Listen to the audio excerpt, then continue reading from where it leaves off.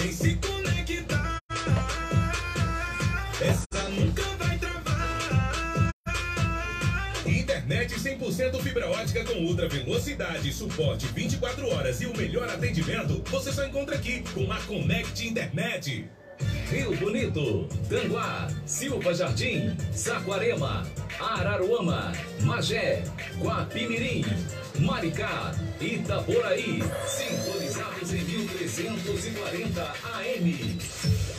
Rádio Jornal Leste Fluminense, a sua rádio, a sua rádio, a sua voz.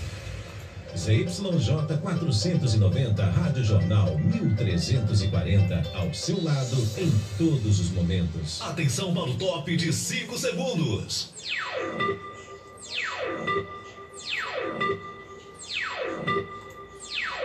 Está entrando no ar, programa Flávio Azevedo. Entrevistas, as principais notícias de Rio Bonito e região. E a sua participação. Programa Flávio Azevedo.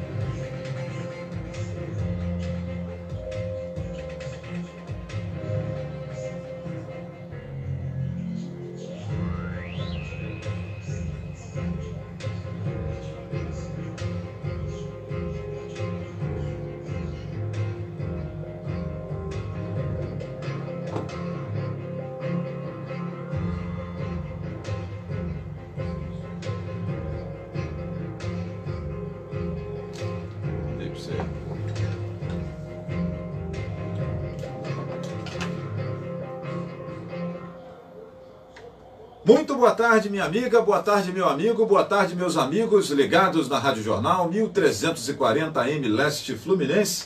Grande abraço para você, seja muito bem-vindo, muito obrigado pelo carinho da sua companhia, um prazer grande ter você aqui conosco, sejam sempre todos muito bem-vindos sempre, né? Não podemos deixar de repetir isso. Hoje, minha gente, é dia 25 de janeiro de 2023, 25 de janeiro de 2023, aniversário da cidade de São Paulo, né?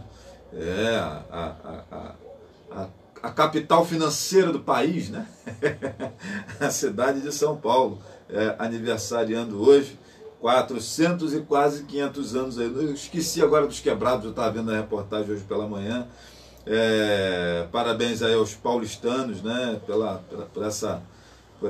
Por mais um aniversário da cidade de São Paulo, a locomotiva do país. Bom, minha gente, vamos lá, vamos em frente aqui.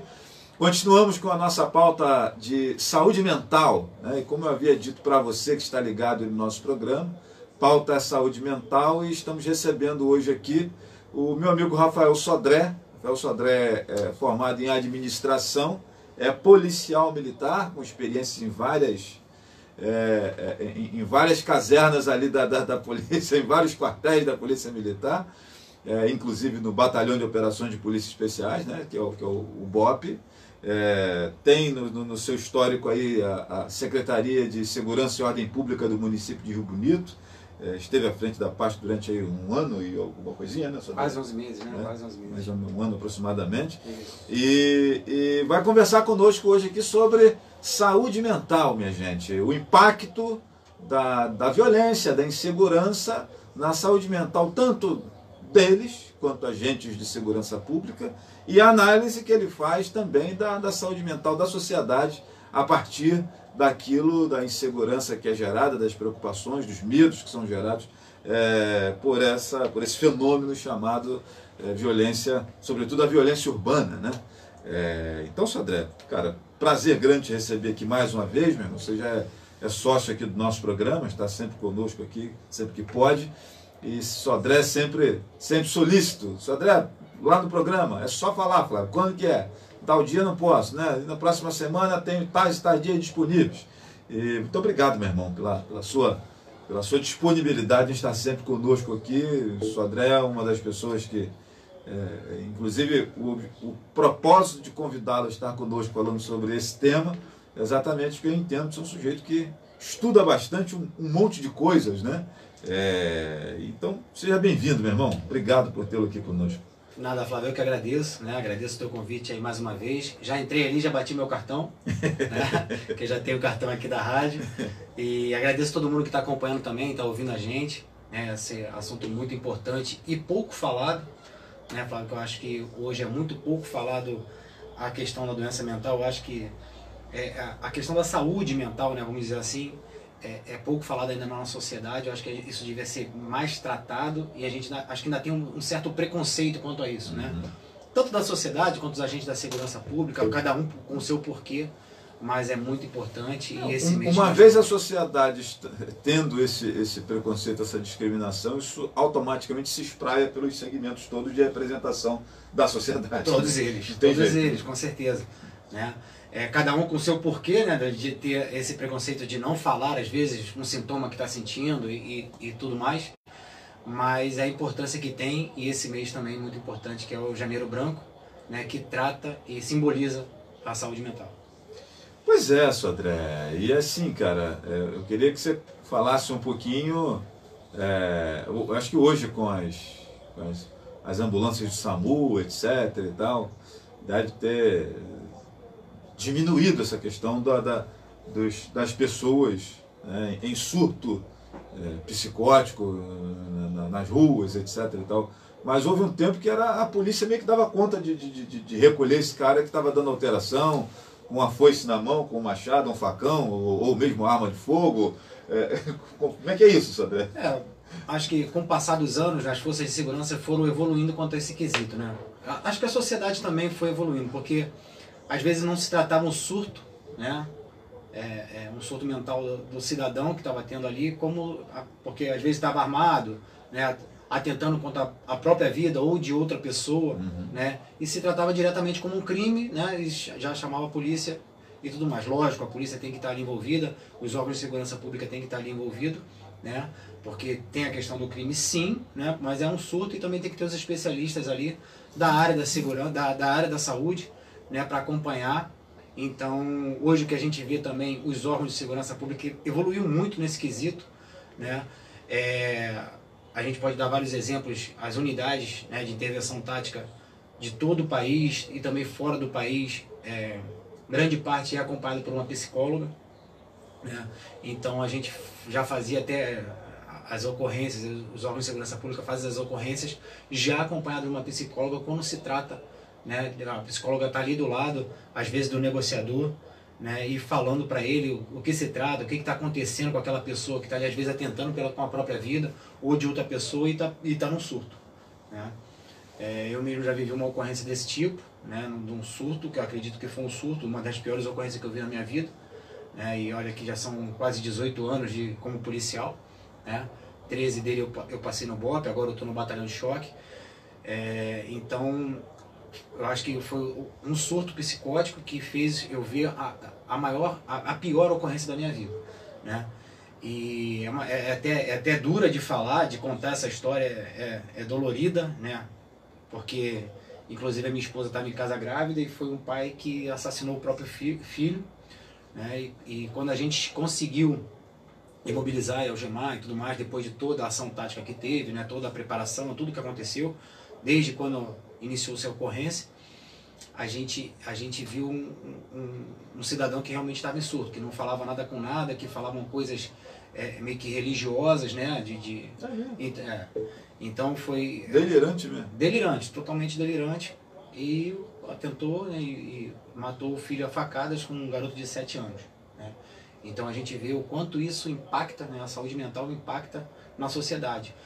Algumas pessoas podem falar que pode ser espiritual, né? Até pelo que ele falava, eu também não descreio de nada, né? Porque eu respeito todas as opiniões e tudo que possa acontecer. Eu tenho falado muito isso, até uma história engraçada. Eu tenho falado isso, que se um dia me contarem que no Brasil passou uma vaca voando, eu vou começar a acreditar. Que aqui nesse país acontece de tudo, né? Então eu respeito todas as opiniões, e a pessoa pode falar que pode ter sido algo espiritual, mas também acredito que tenha sido um surto psicológico que emendou ali com uma vivência espiritual que ele teve, e acabou acontecendo isso, né? Então essa é a importância da gente quebrar essa barreira de falar sobre a saúde mental, de conversar sobre isso, né? De buscar tratamento, né? E quebrar com esse preconceito, com certeza. É isso, gente. Então são assim, por essa razão que o Sodré foi o meu convidado de hoje aqui, porque eu sabia que nós teríamos aí algumas histórias, algumas análises, né? Deixa eu mandar aqui um abraço à galera que vai passando aqui nos acompanhando. Clarice, minha prima lá em Tanguá, beijo para você. Meu amigo Rodolfo Pereira, lá em Itaboraí, abraço para você. Zenilda, lá em Tanguá, nos acompanhando, boa tarde. Zenilda dizendo, consegui chegar cedo hoje, né? José Marinho, boa tarde, meu primo, abraço para você, meu irmão.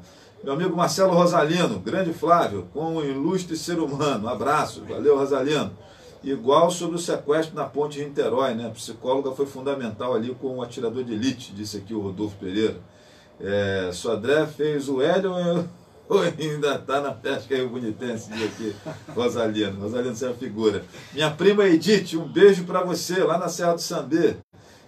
Se não quiser fazer o Hélio, vem para Rio Bonito, que aqui a pesca é certa, diz aqui o Marcelo Rosalino. É um brincalhão, Marcelo. É um doido. Esse aí é o mais amado. Grande abraço, Marcelo. Fica com Deus, meu irmão. E muito obrigado a vocês todos nos acompanhando. Quem desejar compartilhar o nosso vídeo aqui, no seu Facebook aí, certamente informações importantes de utilidade pública. E assim, minha gente, a nossa pauta aqui principal, a gente vai transitar nessa questão da saúde mental, tanto dos agentes de segurança pública, diante das incertezas que a sociedade oferece. Vamos falar sobre essas incertezas, inclusive, que eu acho que é o que é muito importante entendermos. Mas antes de entrar nessa seara, Sodré, eu queria teorizar aqui um pouquinho com você a respeito de uma linha muito tênue, né, que divide, mas existe uma divisão entre ordem pública e segurança pública, né? Não sei se você que está em casa me acompanhando sabe disso, mas nós temos ordem pública e segurança pública, são coisas diferentes, né? Às vezes nós que não somos lá bons entendedores misturamos a coisaiada toda, né? Mas é parecido com a Conselho Tutelar e o pessoal do Comissariado de Menores, né, que geralmente colocam todo mundo no mesmo balaio. Exatamente, exatamente. Mas como é que você entende, Sodré, essa separação entre ordem pública e segurança pública? E eu acredito que muito do que nós vamos conversar aqui vai estar muito mais na lógica da ordem pública do que efetivamente da segurança pública.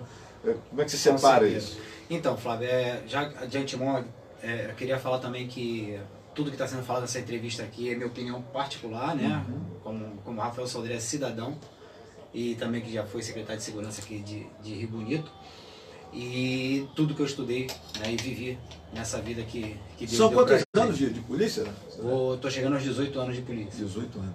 18 anos de polícia, eu passei, só para dar um resuminho, né, porque você falou dos batalhões, fica à vontade. eu passei meus primeiros 3 anos mais ou menos ali no GEP, que era o Grupamento Especial de Policiamento em Estádios antigo, fazia parte do Batalhão de Choque. Depois eu fiz o curso para o BOP, fiquei 13 anos no BOP, né, e agora eu estou no Batalhão de Choque. Tive uma passagem rápida agora pelo 3º Batalhão, mas foi uma transição para ir para o Batalhão de Choque, né.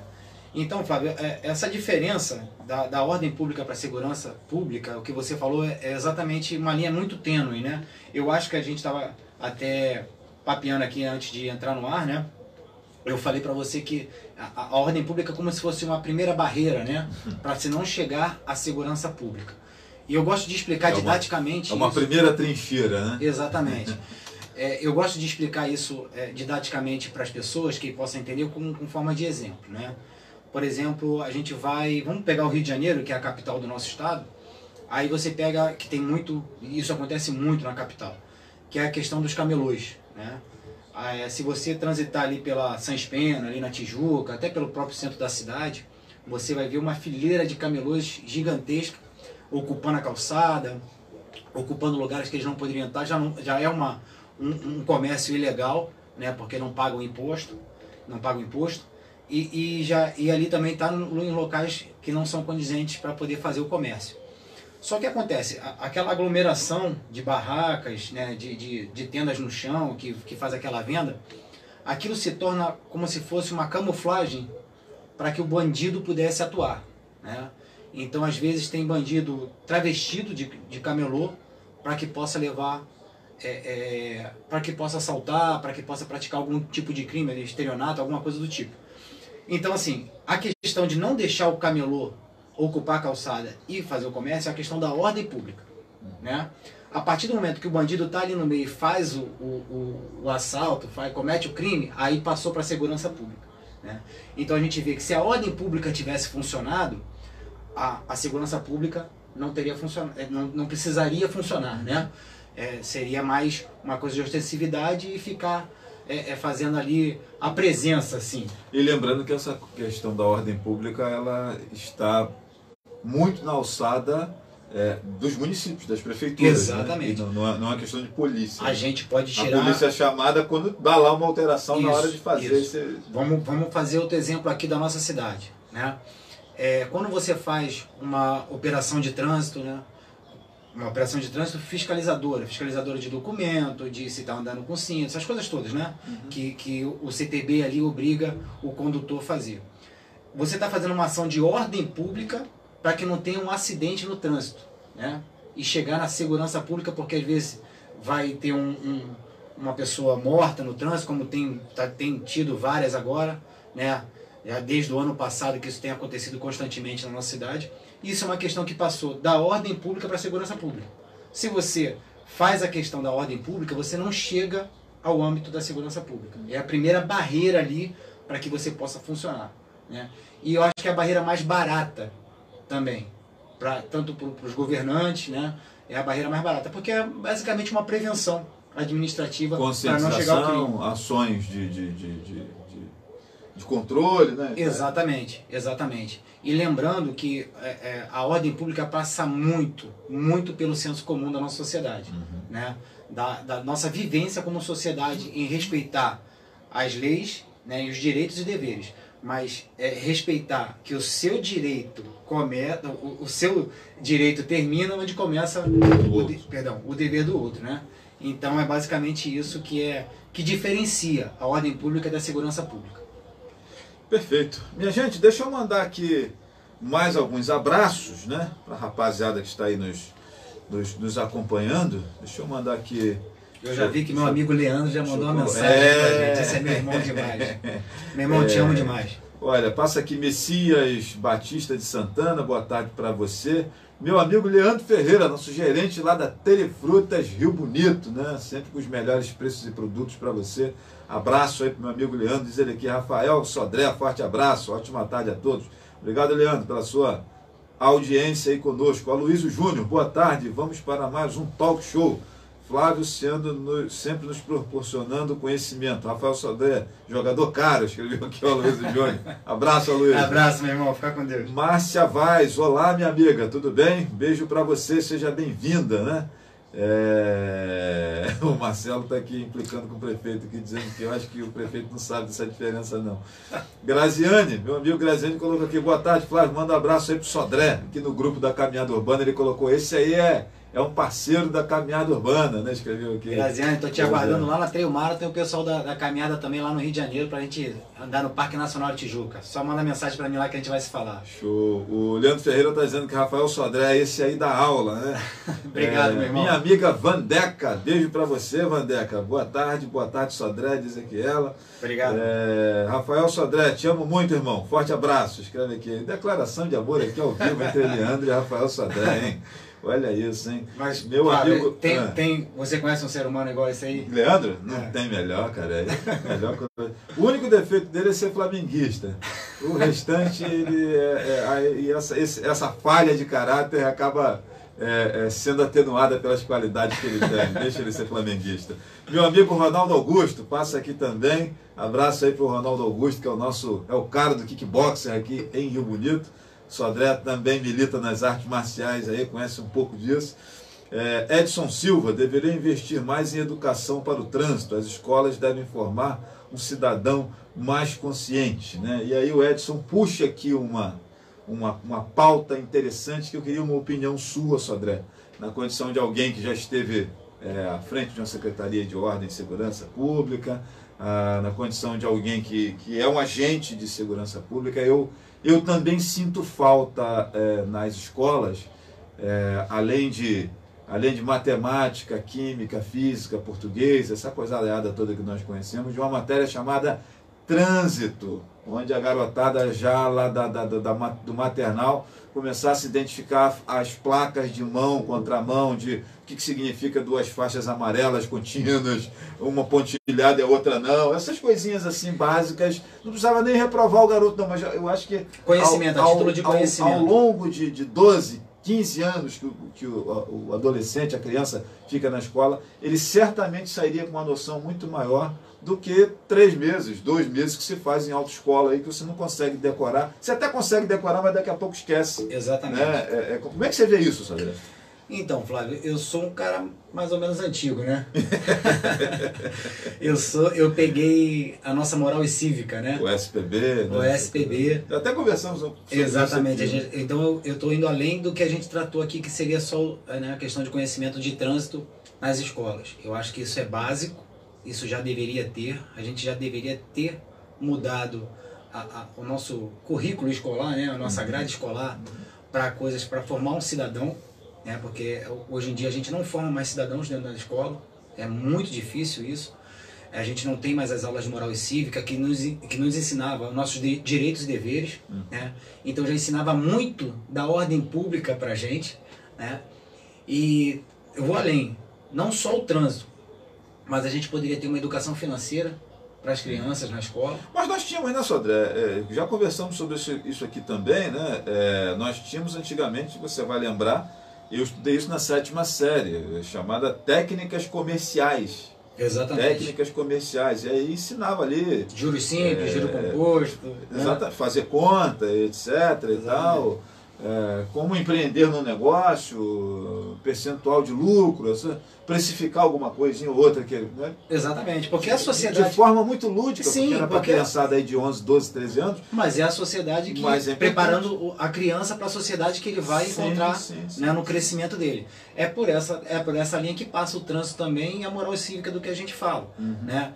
A gente poderia ter noções básicas ali, não uma passando de direito para as crianças, né? Porque ela vai viver em sociedade, o que norteia a nossa sociedade são as leis, né? Direitos e deveres é um negócio meio esquecido, né? Exatamente, exatamente. A gente, hoje em dia, todo mundo quer a lei e os direitos, né? Eu quero o meu direito e só quem tem dever é o meu vizinho, né? Eu não tenho dever algum, né? Então a gente já aprendia isso dentro das escolas e o trânsito seria muito bom, né? Se já tivesse inserido dentro da grade curricular. Não para, como você disse, não para reprovar ninguém, mas a título de conhecimento, uma didática diferente, participativa, né? Como eu já vi algumas escolas fazendo, aquelas pistas e tal, para a criança aprender as placas e tudo mais, onde pode atravessar, onde não pode, né? E a gente está dando ali noções para a criança da ordem pública. Algumas instituições aí como... algumas concessionárias, inclusive, como a Via Lagos, por exemplo, tem alguns projetos. Tem projetos que levam para dentro da escola. Também tem alguma coisa, né? Exatamente. Mas assim, acho que ainda é muito pouco, né? Se estivesse na grade curricular, né? Então, talvez fosse... Quem são as pessoas que dariam essas aulas, né? São os agentes de segurança pública, né? Porque o agente de trânsito é um agente de segurança pública, né? Então, ele estaria dando essas aulas. O que a gente sofre dentro das instituições de segurança pública?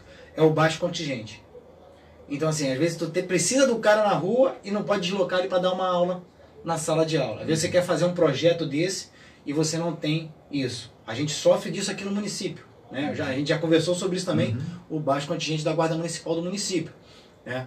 Então, assim, como é que eu vou deslocar um cara que eu preciso que ele esteja na rua ali, organizando o trânsito para poder dar uma aula de direito dentro da escola? Né? O que eu faço no horário que está ali o pessoal atravessando e tal, que a gente precisa daquele agente de trânsito ali? Então é isso que passa os órgãos de segurança pública também, mas isso numa linha geral, não só no trânsito. Numa linha geral, o cobertor está curto demais para os agentes de segurança pública, que vai causar o que a gente veio falar aqui lá no nosso começo, né, da saúde mental, de tanta cobrança que tem em cima do agente de segurança pública. E hoje, o agente de segurança pública não consegue se nortear do que é certo e do que é errado, porque a gente tem as leis, tem as decisões, né, de juízes e ministros, e às vezes o agente de segurança pública faz uma ocorrência, né, entra num domicílio onde está tendo um flagrante delito, e às vezes ele começa a ser o errado, né, a partir de uma decisão de um juiz. Então a gente vê como gira a cabeça de um agente de segurança pública dentro dessa sociedade. E você pedindo mais dele, né, dando mais carga de trabalho para ele, como é que eu faço? Para tirar ele de uma função fim dele, para poder botar ele para dar aula dentro da sala de aula. Fica muito difícil. Eu acho que são coisas que a gente devia valorizar mais, né, porque isso vai impactar diretamente dele não estar lá no fim tendo que trabalhar tanto, entendeu? Sodré, o guarda-chuva onde a segurança pública está embaixo é a política, né? É a administração pública, né? Exatamente. Não tem jeito, né? Infelizmente. Infelizmente. E a política, ela acaba, no Brasil, sobretudo, o agente político, ele acaba precisando acender uma vela para Deus e outra para o diabo, porque ele precisa do voto, tanto de Deus quanto do diabo, para poder vencer uma eleição. E aí nós vemos essa coisa meio que esquizofrênica, por exemplo, aqui na nossa cidade, muita reclamação da questão de moto barulhenta, que não sei o quê, PPP, dessa desordem que nós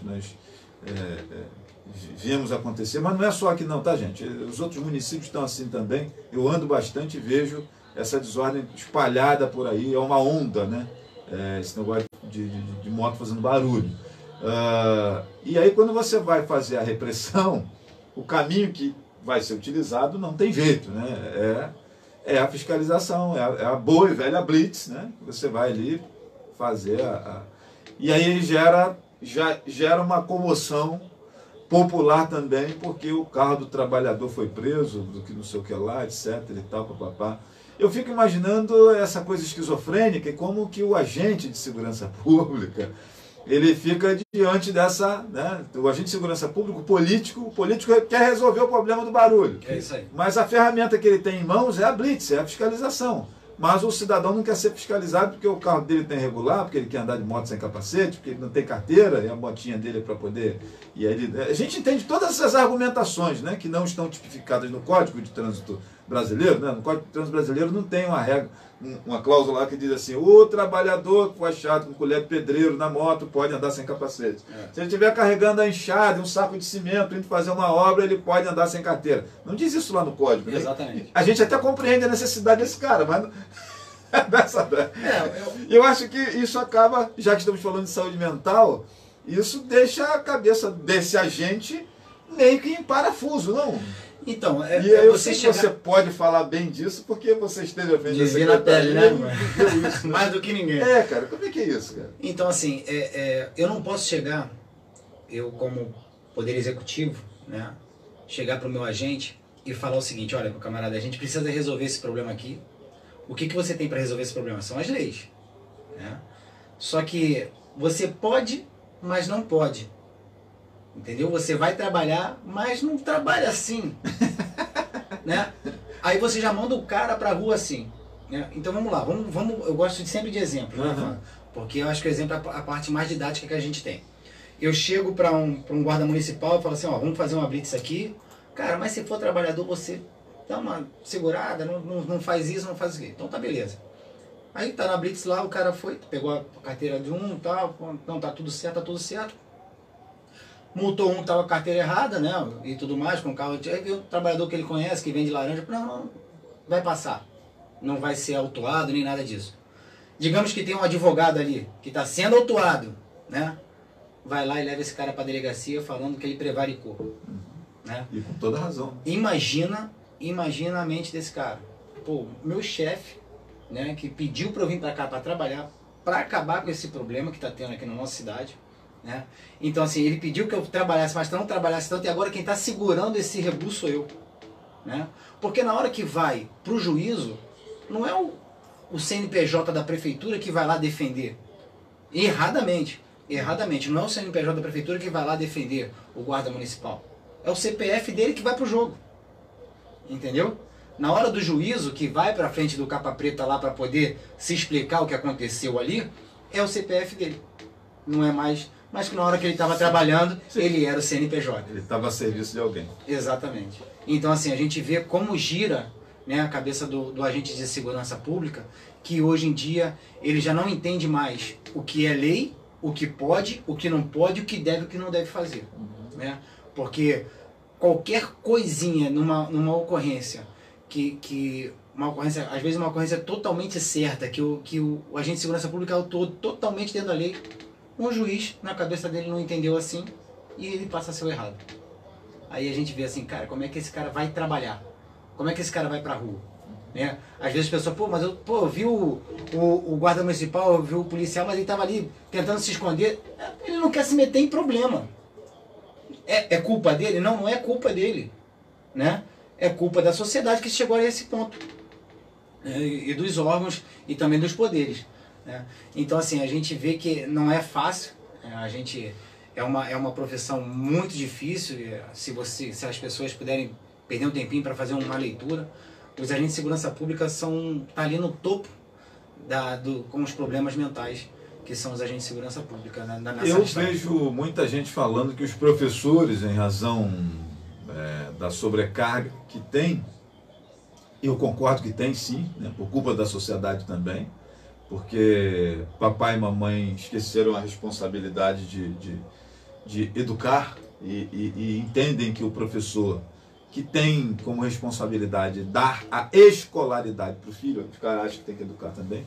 E aí, conversando com um professor importante aqui da nossa cidade, ele falou, Flávio, o problema da educação é que a criança chega na escola sem saber o que é muito obrigado, por favor, com licença, me perdoe, me desculpa, né, etc. e tal. E aí a professora está lá na frente ensinando que 2 mais 2 é 4, 3 vezes 3 é 9, tem que interromper esse raciocínio para dizer, Joãozinho, não chuta o coleguinha, Mariazinha, não puxa o cabelo da Antoninha, né? Porque vem de casa mal construído. Né? E aí, por conta disso, né, os profissionais de educação, eles estão com a tal da síndrome de Burnout, ou burnout, como queiram falar, né? Que é síndrome do esgotamento profissional. É um distúrbio emocional com sintomas de exaustão extrema, estresse, esgotamento físico resultante de situações de trabalho desgastantes que demandam muita competitividade e responsabilidades. Né? Ou seja, além da competição que precisa existir entre os profissionais de determinada carreira, você ainda tem ali responsabilidades, além das suas atribuições, responsabilidades outras, etc. e tal, e esse sujeito acaba desenvolvendo um ranço pelo trabalho dele. Chega segunda-feira que ele diz que o gatilho da síndrome de Burnout é a música do Fantástico. Tá acabando o domingo. Quando começa a tocar a música do Fantástico, ele sabe que está acabando o domingo, lembra que amanhã vai começar tudo de novo e o cara entra em desespero. Né? Eu acho que os agentes de segurança pública também podem... Como a sociedade num todo, né? Eu acho que isso tem uma frase está sendo muito utilizada nas redes sociais, Flávio, que eu acho que todo mundo vai saber que quem tem redes sociais está sendo muito utilizada essa frase. Homens fortes criam tempos fáceis, tempos fáceis criam homens fracos. Né? Eu acho que a geração que a gente pegou o finalzinho ali, né, de nossos pais, nossos avós, foram uma geração que atrás deles vieram homens, né, fracos, que se tornam fracos não porque de cabeça fraca, eu acho que não tinham subsídio para serem mais fortes, né? E tornaram-se homens mais fortes, porque tinham que correr atrás da coisa acontecer para sua família, para dar sustento e tudo mais, né? E hoje a gente, pela facilidade que tem de muitas coisas, né, a gente está criando uma sociedade mais fraca. A gente vê hoje jovens de 18, 19 anos, 20 anos, que não sabem fazer nada na vida, né? Isso as pessoas vão identificar muitos que vocês convivem aí, que não sabem fazer nada. Não sabem lavar um prato que sequer não sabem fazer. E a gente pensa assim que isso não vai impactar diretamente na sociedade. Isso vai impactar diretamente na sociedade. Né? Você satisfazer todas as manhas do seu filho, né? Você satisfazer tudo que ele dá, tudo de mão beijada, isso vai impactar diretamente na sociedade. Você não dá limites para o seu filho. Se ele não tem limite quando ele está dentro de casa, fora de casa é que ele não vai ter. Nós conversávamos isso aqui ontem com a psicóloga coordenadora da saúde mental de Rio Bonito, ela dizia isso. As frustrações que precisam acontecer, o não, o sim, e eu acho o seguinte, Fábio, a gente às vezes pega um livro, né, que fala sobre isso, né? Ah, não pode porque a educação agora tem que ser assim, a educação tem que ser assado, não se pode mais brigar com a criança por isso, não se pode... Tá, no livro é muito bacana, né? Na página do livro isso soa sensacional, mas e na prática? O que isso vai impactar pra gente se a gente não chegar a esse tempo? Né? Ah, vai traumatizar uma criança? Como é que se traumatiza uma criança se você está botando limites para ela? Então ela não vai traumatizar para a sociedade, mas ela também não é o rei da sociedade, que ela vai se tornar o rei da sociedade. Né? É tudo do jeito que ela quer e da forma que ela quer. Então a educação dentro de casa, como você falou aí, que vai chegar até lá a escola, que a escola devia ensinar mesmo a escolaridade, né? E não a educação, mas tudo começa lá nos limites que nós damos para nossas crianças. Deixa eu mandar um abraço aqui, meu amigo Sérgio Gonçalves, boa tarde para você. Vandeca Rocha disse que ser flamenguista é top. Aí, Leandro, essa é com você. Rosane Mendonça, minha amiga Rosane da Cibran, lá em Tanguá, nos acompanhando. Boa tarde, minha amiga. A Dilcilene, que esteve conosco aqui na sexta-feira, é professora, ela, né, e foi convidada aqui para falar conosco sobre educação e saúde mental também. Dizer que vale ressaltar que segurança pública também está na defesa dos pedestres, né, porque são muitas situações negativas vivenciadas em relação aos espaços percorridos pelos mesmos. Sabemos que cada cidadão apresenta suas especificidades, lembramos das pessoas com necessidades especiais que usam diferentes recursos, como cadeira de rodas, muletas, etc., e precisam andar nessas calçadas sem o devido reparo. Muitas cheias de ressaltos, buracos, pisos escorregadios, veículos estacionados em lugares indevidos.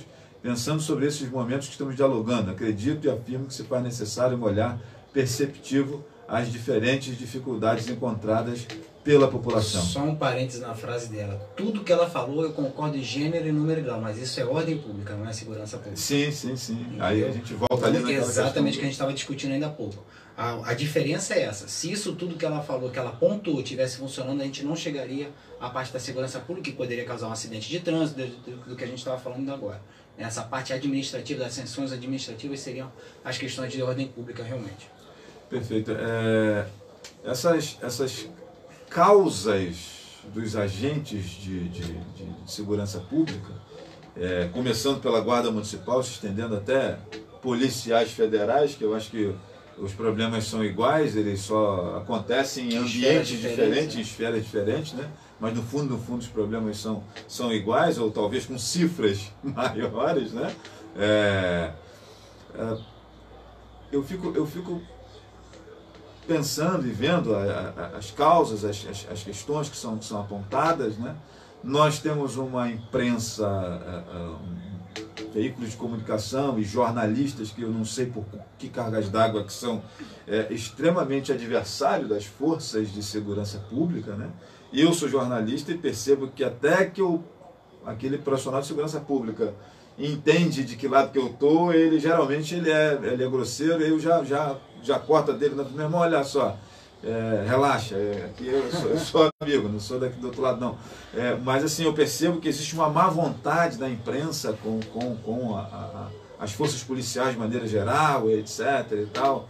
Existe uma militância de redação, na hora de contar a história, por exemplo, histórias escabrosas, como por exemplo o sujeito que é alvejado e a mídia diz que o sujeito estava com guarda-chuva e a polícia pensou que era metralhadora. Porra nenhuma, era metralhadora sim, né? E aí o jornalista que ele parece que vive no mundo de Bob, que inventa ali uma furadeira para dizer que era... Mas eu acho que é exato. Como é que é isso, Sodré? Cara, eu acho que isso tudo aconteceu por causa de um comércio. E depois se tornou político. Uhum. Né? Qual era, há tempos atrás, qual era o comércio? Vender notícia. Uhum. Né?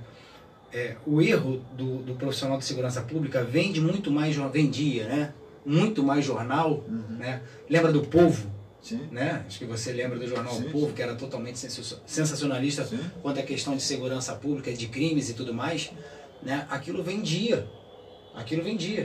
Né? Então começou a criar um embate entre os profissionais de segurança pública e o jornalista. O jornalista queria ganhar dinheiro. Né? E ele hoje ele quer visualização. Né? E ele viu, exatamente, que é a curtida. Né? E ele viu que ele criticando o profissional de segurança pública, ele venderia mais, né?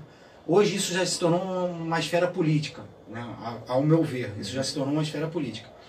Mas a gente não vê, né? a gente vê médico que costura a barriga esquecendo uma tesoura lá dentro. Cortaram a mão de uma mulher que foi operar apendicite, né? A gente viu um engenheiro fazendo prédio de areia de praia. Isso. Né? Então, assim, mas são notícias que vendem? Não vendem tanto quanto o agente de segurança pública está com uma arma na mão e causou uma morte de um jovem, né? Que todos são jovens, trabalhadores e mototáxi, motoboys, todos são a mesma profissão, né? Estudantes. Então, vendia, né? Muito mais, e hoje a questão, como você falou, de curtida, e já está avançando para o lado político da coisa, né?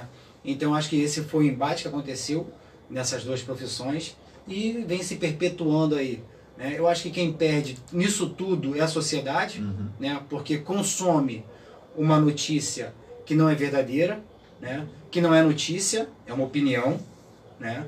Eu acho que o jornalista não tem que expressar sua opinião, ele tem que dar notícia. Isso é o que eu vejo. É claro, se fosse uma opinião, ele faz um colunista. Ou então, se der opinião, ele avisa que é opinião. Exatamente. A minha opinião nesse caso é essa e essa e essa. Ele pode dizer, pode dar a opinião dele sem nenhum problema, né? Não gosto de ser fulano aqui, então... Exatamente, não tem problema nenhum, até do jeito que ele fale, né? Como eu falei aqui, ó, tudo que eu falar nessa entrevista aqui é a minha opinião particular, como cidadão, né? Então, então criou, e quem perde é a sociedade, porque o agente de segurança pública passa a não querer trabalhar para não errar, para não gerar uma notícia dessa. Para não estar com aquele alvo nas costas. Né? Exatamente. Né? E a gente consome... Porque ter o alvo da mídia parece que é pior do que ter o alvo do tráfico. Né? Exatamente. Em algum momento, a opinião, né? Porque ela manipula a opinião pública. Né? Ela manipula a opinião pública. Então, quem perde nisso tudo é a sociedade, é o cidadão de bem, que está lá na ponta, andando na rua, que vai perder com isso tudo. Porque consome uma notícia muitas das vezes mentirosa, muitas vezes mal feita, muitas vezes maldosa, né? Contra o agente de segurança pública, o agente de segurança pública recatado, que tentando não atuar para não errar. Sandré, anos atrás eu vi uma reportagem, um conjunto de reportagens, aliás, boas reportagens, contando a história de policiais que foram alvejados, que foram baleados, que foram emboscados, né? E uns estão paraplégicos, cadeirantes, outros estão com mobilidade reduzida, outro perdeu a visão, o outro... Cara, assim, um monte de rapazes jovens ainda, porque a notícia geralmente é quando o cara morre, né? Exatamente. Quando o sujeito morre, mas esses que são baleados, alvejados e ficam e acabam sendo encostados, aposentados, etc. e tal, e às vezes não tem aí os recursos necessários para conseguir a reabilitação, né, a recolocação na sociedade, etc. e tal. E eu via nessa reportagem, e aí as ONGs, direitos humanos, essa galera aí não aparece para ajudar esse cara. Tem a história das viúvas que ficam também, que por vezes ficam desamparadas, né, também, por uma série de questões. Eu queria dar uma pincelada. É esse mesmo cenário? Eu achei aquilo tão triste, cara. Sobretudo porque é um grupo de pessoas que não está na mídia. Porque é o que eu falei aqui, quando o policial morre, você fica sabendo. O policial militar foi alvejado ali no confronto, etc. e tal. Mas quando esse cara é baleado e é socorrido, é levado para o hospital, a gente não sabe mais o que aconteceu com ele. Sim. E muitos desses ficam cadeirantes, ficam numa situação de penúria. Para quem puder acompanhar, tu está falando de um documentário chamado Heróis do Rio de Janeiro, né, que foi o grande idealizador foi o Coronel Cajueiro, um grande camarada meu, grande amigo. Conheci ele, a gente bateu um longo papo e a gente tem visões muito parecidas de sociedade, de segurança pública e de ordem pública, né? E é excepcional, quem puder ver, vai ver a humanização do agente de segurança pública, né? Que é um ser humano como qualquer outro. Eu acho que vale a pena a pessoa assistir isso, para saber quem está ali dentro daquela farda, que é uma pessoa como a gente, né? E assim, Flávio, o agente de segurança pública, se acontece alguma coisa com ele, né, e ele passa a ser reservista, ele passa a fazer parte da lida, como você falou, que ele levado para a reserva remunerada, já começa caindo o salário dele, né? Que já não porque é não grande tá coisa. que já não é grande coisa, que já não está nativa, né? Então cai algumas gratificações e tudo mais, então o salário dele já fica muito baixo, né? E às vezes o tratamento que ele precisa é muito caro, né? Saúde é caro, né? Exatamente. Aí ele vai dentro da Polícia Militar ou dentro da instituição de segurança pública para saber qual o tratamento que ele poderia ter, qual o auxílio que ele poderia ter ali, né? Que tem as suas unidades de saúde própria. E às vezes vai procurar em outras unidades de saúde do governo para poder ser atendido, né? E não tem o tratamento que ele precisa, né? O tratamento dele precisa ser financiado. Então, não existe órgãos, não existe ONGs, não existe nada para amparar esses policiais, né? O Coronel Cajueiro está na vanguarda disso tudo, com a instituição lá chamada Heróis do Rio de Janeiro, e ele capitania para tentar ajudar de alguma forma os policiais que estão em casa, que aconteceu alguma coisa, que é um número muito grande, né? Assim como também grande o número de policiais com problemas de saúde mental, né? Agente de segurança pública com problema de saúde mental, que é a nossa pauta aqui que a gente está falando, que também é um número exorbitante, né? E a gente vê um tratamento totalmente diferente do que a gente tem no nosso país como um todo, né? E o que a gente tem lá fora do que é feito, e eu tiro muito, eu leio muito sobre os Estados Unidos, que eu gosto de como a segurança pública é feita nos Estados Unidos, eu acho que é muito funcional, né? Então, a gente vê a diferença que tem um agente de segurança pública ser tratado tanto da forma que você falou, de ter sido alvejado, também como da saúde mental, né? E tudo faz parte. O que faz parte? Faz parte o guarda-chuva que você falou, que é um guarda-chuva muito pequeno da segurança pública, com seu contingente de agentes ali, né, que vai impactar diretamente nisso. Então, é uma grande gama de valências que a gente teria que ver, né, e que vai causar. Aí você já pega o cara que está lá no combate, né, no combate à criminalidade, e também já tem isso para pensar, pô, e se eu for alvejado aqui, como é que eu vou ter meu tratamento e tudo mais? Isso não vai impactar diretamente também na saúde mental dele? Então, é muita coisa que a gente precisa rever. A gente tem que realmente acabar com esse paradigma de não falar sobre isso, de não tratar isso, de não quantificar isso, para a gente poder saber de onde vem o problema, de onde não vem o problema, né? Tem até trouxe para você, tem uma reportagem da revista Exame que fala sobre isso, mas fala num cenário nacional de todos os agentes de segurança pública, tem muito, muito detalhado, questão de quantificado isso também. E o pessoal que fez esse estudo foi capitaneado pelo pessoal da UERJ, salvo engano. Eles reclamam da mesma coisa. Eles vão até os órgãos de segurança pública e não tem esses números. Os números são falhos, né? Uma questão, às vezes nem é para o problema do órgão de segurança pública, às vezes pela própria cultura do agente de segurança pública, de não falar sobre, de não contar seus sintomas, né? Então, assim, fica uma coisa difícil da gente trabalhar, da gente saber de onde nasce o problema, onde a gente poderia evitar esse problema, né? E vai chegar até o ponto do que a gente estava falando, da saúde mental do agente e também do tratamento de se algo acontecer com ele. E aí eu não posso deixar de lembrar aqui do filme Tropa de Elite, onde nitidamente o Capitão Nascimento ele tem lá algum surto, né? Ele tem ali um quadro assim de saturação, né? A gente percebe isso, né? Inclusive ele vai lá, ele vai até numa psiquiatra lá da corporação, né? Que você percebe que ela atende ele também numa frieza, assim, um negócio, né? Muita gente, acho que... Como se fosse uma frescura, né? Uma frescura. Né? Uma frescura danada. Muita gente não percebeu que ali também tem, embora a direção do filme... Gente, o Tropa de Elite saiu pela culatra, né? Na verdade, o Tropa de Elite é uma grande crítica que se faz ao BOPE, né? no entanto, o Capitão Nascimento, para o horror do Wagner Moura, virou um herói nacional, né? Muita gente gostou muito de tudo que ele fazia, mas aquilo era uma crítica. Não sei se você sabe disso, você que está me acompanhando. Eu estava na faculdade, quando saiu o Tropa de Elite, eu estava, né, nos últimos anos de faculdade ali, e estudamos um pouco esse efeito da comunicação. O Tropa de Elite é muito aquele negócio do eu não tenho culpa de você não ter entendido o que eu escrevi. E aí os caras fazem uma crítica, na verdade. E não é só isso, Fábio. Eu acho que a sociedade precisava tanto de um herói nacional. É verdade, eu acho que a sociedade precisava tanto de um herói e vislumbrou na questão da figura do Capitão Nascimento, cara, esse cara pode salvar a gente. Né? Da questão que ele faz, eu não quero saber dos problemas dele, eu quero saber que ele salve a gente. Então ele acabou virando esse herói nacional. É verdade. E eu acho que talvez, né? E aí falando rapidamente aqui de política, né?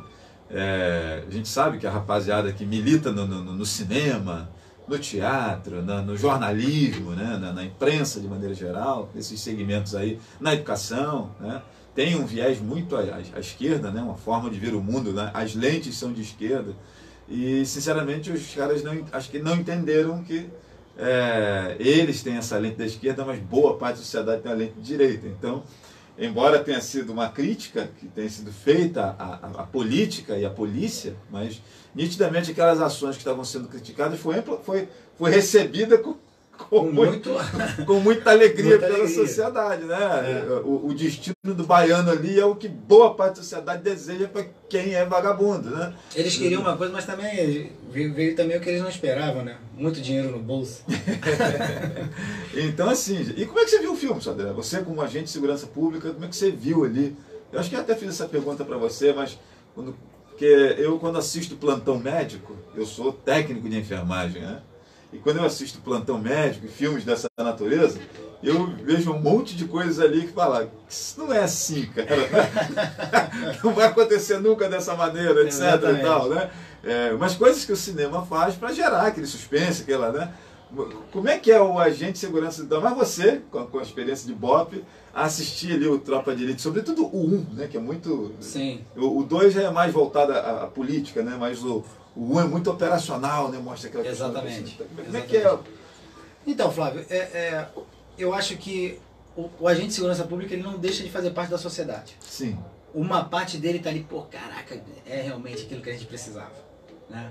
Vai falar, pô, a gente precisa desse herói aí, o caramba, não sei o quê. Mas a gente vê também, como você disse, aquele sensacionalismo que não chega do jeito que aconteceu lá, né? Não vai ser aquilo ali do jeito que aconteceu, né? Então vamos voltar à nossa pauta lá, que é sobre aí vou pegar o filme, né? E vou levar aqui um paralelo aqui do que a realidade. Hoje eu vejo o treinamento, né, no qual eu passei, né, como se fosse uma instalação de um botão aqui na cabeça, né, que você tem que ligar e desligar. Você botou a farda, você liga o botão para você atuar como agente de segurança pública, né? E você tirou sua farda, você vai para sua casa, com a sua família, com seu filho, e você desliga esse botão para você ser o pai de família, né, que está ali na sua casa tratando com a sua família. É todo agente de segurança pública que consegue fazer isso? Não é. Muita coisa você leva para sua casa, você é ser humano, como todo mundo, não tem jeito. Mas eu acho que colocar esse botão que é a coisa mais difícil que vai acontecer no treinamento, né? Não que isso não possa acontecer, de ter um surto como teve o Capitão Nascimento e tudo mais. Mas a gente vê que é realmente muito sensacionalista do que realmente acontece, como você falou, né? E pra mim, cara, eu tava começando no BOP, né? Quando o filme vazou, na verdade, né? Teve o vazamento do filme e tudo mais, que eu acho que foi uma grande jogada de marketing. Sim, né? sim. Pra mim foi uma grande jogada de marketing. O meu professor de cinema na faculdade de comunicação disse que existia lá uma certa pressão para que o filme não fosse veiculado. E aí o Padilha, numa jogada de marketing, contou essa história de que foi vazado, né? Etc. Então a gente soltou antes da hora, que aí não tinha mais como segurar. A gente tem essa visão, né, de falar como cidadão, de realmente reconhecer ali um herói, né? E como eu também tenho a visão agora como agente de segurança pública, como assim, cara, tem coisas ali que não são nossas, né? É o nosso treinamento. É o que a gente tem que fazer aqui dentro para a gente levar um bom serviço para a sociedade lá fora, porque o que a gente vai encontrar lá fora, né, não adianta a gente querer esconder, a gente vive numa guerra civil, né? Pô, vê as imagens que tá vinculando hoje na internet aí do que aconteceu ontem na Cidade de Deus. Se você acha que aquilo ali não é guerra civil, você está em outro planeta, né? Então como é que eu vou treinar um ser humano para enfrentar essa guerra civil? Aí você cai numa coisa assim, porra, não precisava chegar a esse ponto. Como é que eu vou treinar o cara colocando ele no resort na beira da praia? Exatamente. Mas eu tocando preciso, violão, né? Mas eu não preciso mostrar para a sociedade que eu treino o cara daquela maneira para ele enfrentar isso aqui fora e dar um bom serviço para a sociedade, né? Então, eu faço essa mesma crítica a essa série também da Globo, Arcanjo Renegado, essa grande merda, né? Então, são coisas que são nossas, não precisavam estar ali, né? Então você se sente assim um pouco, sei lá, evadido, digamos assim, né?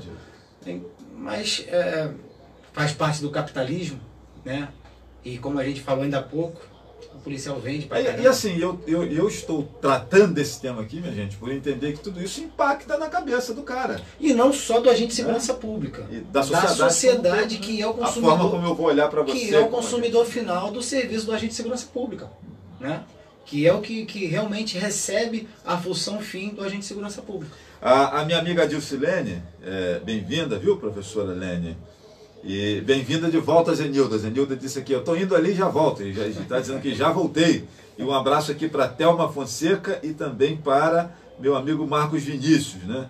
E a Dilcilene escreveu, devemos ter muito cuidado ao compartilhar notícias, pois envolve estímulos humanos e cada pessoa relata os fatos de acordo com o seu olhar. Assim se faz necessário realmente se privar de modo que a notícia seja recebida de forma segura, sem alterações de informação, como ela pensa. E eu quero aproveitar a oportunidade, né, para oferecer aqui para você que está com a saúde mental talvez vulnerável por conta das notícias, né? Vamos lá. Qual é o meu olhar de profissional de comunicação, alguém que ficou na faculdade estudando algum tempo? Minha gente, e isso André usou que a palavra notícia sensacionalista. Deixa eu contar uma coisa para você. Toda notícia é sensacionalista. Tem que impactar. Toda notícia é sensacionalista. E aí eu gosto sempre de usar o exemplo do futebol. Vamos lá. Houve um tempo que o nosso herói nacional era Romário. Precisávamos do Romário para vencer. E aí, na hora que a seleção brasileira estava jogando, passava um mosquito, mordia a perna do Romário, ele dava uma batida na perna assim para espantar o mosquito. Galvão Bueno gritava, e sentiu o Romário, hein? Como é que vai ser agora? E aí, como é que vai ser, Falcão? Sem o Romário. E aí o cara sentado no banco já entorna a cerveja, né? já joga o balde de pipoca pro lado, e agora sem o Romário, como é que vai ser? Cara, Romário não tinha sentido nada, foi um mosquito que passou e mordeu ele, mas aquele propósito, aquela fala do Galvão Bueno, por exemplo, do dramático coisa nenhuma. Você está ganhando o jogo de 3-0, é natural que outro time queira fazer pelo menos um golzinho, tá dando aquele calorzinho, ele é um final dramático. E o cara que está assistindo a porra da televisão, desculpa o termo, não consegue perceber que aquilo ali é uma jogada para fazer você ficar ali vidrado no negócio, não levantar nem para fazer xixi, né? As novelas, todas com o brasileiro. Isso quem me disse também foi meu professor de cinema na faculdade. O brasileiro assiste a mesma novela há 50 anos. Só muda o personagem. É sempre aquele casal par romântico, que lá no meio da trama se separam por conta de uma amiga ciumenta, de um ex-namorado da menina ali do par romântico, etc. Então, um ou outro come o pão que o diabo amassou e no final fica junto. A trama é sempre a mesma. Aparece uma gravidez, um pai que não quer que namora, porque um é rico, outro é pobre, não sei o que tal. Cara, a trama é sempre a mesma. E o professor falava, o brasileiro assiste a mesma novela há 50 anos. Desde os tempos da fotonovela, quando não tinha novela na televisão, as histórias tinham o mesmo desenrolar. A raiz era a mesma. É a mesma coisa. O professor falava, será que o brasileiro não percebe? E assim, gente, isso continua vendendo, né? Isso continua vendendo. Aquelas Maria choronas do SBT, Maria do Bairro, Maria não sei o quê, que é a Thalia, que geralmente faz a maior parte tem uma dela. dessa Maria Auxiliadora. Aquelas Marias todas têm a mesma história, são pobres, que se apaixonam pelo cabra rico, porque trabalham na casa do sujeito e tal. Se você reparar, aquelas Marias choronas das novelas mexicanas e venezuelanas, são todas as mesmas, é a mesma coisa, cara, né? E a gente não percebe isso. Então, gente, toda a notícia trabalha com a sensação. Quando o cara coloca lá que a atriz, a modelo, colocou cheio de silicone no peito, né?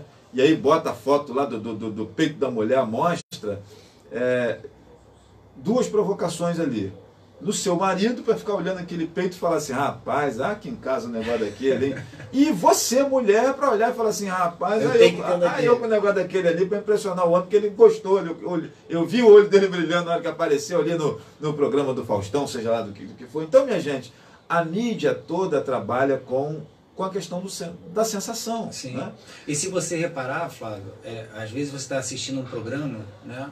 O programa é vinculado a alguma coisa, aí pausa para o comercial. O comercial vai vender o que está falando num filme. Lógico. Né? Então, assim, tá diretamente atrelado ao que você está assistindo. Né?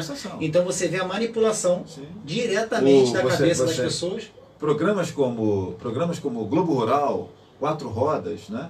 Esses programas todos, eles têm por trás ali, no Globo Rural, bancado pelo agronegócio, né? Os grandes pecuaristas, etc. e tal, os grandes frigoríficos, né? Sadia, Perdigão, essa moçada aí, né? Aquilo que você trabalha, por exemplo, dentro da lógica do automotivo, são a Michelin, a Pirelli. O comercial né? todo o comercial exatamente. Essa galera aí. Né? Não, e sem dizer, e como a gente estava falando, sem dizer a novela e os filmes também, né? Que o comercial, o cara do marketing sabe que, ó, a gente vai passar o filme tal que fala sobre isso. A gente tem espaço para você colocar aqui o teu marketing. Hoje, minha gente, não sei se você sabe, mas o marketing está dentro da novela, não é mais só no comercial, dentro da novela. O vestido que a mulher usa, vocês já viram como é que vira notícia o vestido da Michele Bolsonaro, né? A comparação que fizeram a mulher do Bolsonaro para a mulher do Lula, que não sei o quê, essa coisa. Na época que o Bolsonaro foi eleito, no dia da posse, fizeram a comparação, o vestido da Michele Bolsonaro com a da mulher do Mourão, né? Cara, e uma série de... Tudo para você comprar um vestido igual. Alô, mulheres, aquilo é só para fazer você usar aquele penteado também. Eu lembro da Marcela Temer, da mulher do Michel Temer, que também virou notícia, aquela coisa. Por que o casamento das princesas inglesas... Quanto você acha que uma marca de carro paga para o ator principal da novela capotar com o carro lá? com o carro da concorrente? Né? Não é, cara? Exatamente. Então, assim, gente, nós que estamos aí sentados em frente à televisão acompanhando isso, e a culpa, gente, muito disso é nossa, sabe? É nossa. Houve um tempo, até muito recentemente, que eu era um sujeito muito crítico, muito chato, via pegando no pé de prefeito, da galera da política aí, né? Chamava prefeito de Pangaré, chamava não sei o que, aquele numeral de gente assistindo ali era 30, 40, 50, o tempo todo, quando o propósito aqui era estar falando mal da vida dos outros, né? A partir do momento que eu mudei a didática do programa para fazermos entrevistas desse ponto aqui de estarmos refletindo e pensando na sociedade, tal, trazendo convidados, etc., o numeral cai para 5, para 10 visualizações, etc. E tal. Porque a galera gosta de disso. Exatamente. Assim, Flávio, hoje a gente vê... Então a mídia não é vilã sozinha, não. Se ela oferece é porque tem consumidor. Eu vou trazer para o lado de cá, né?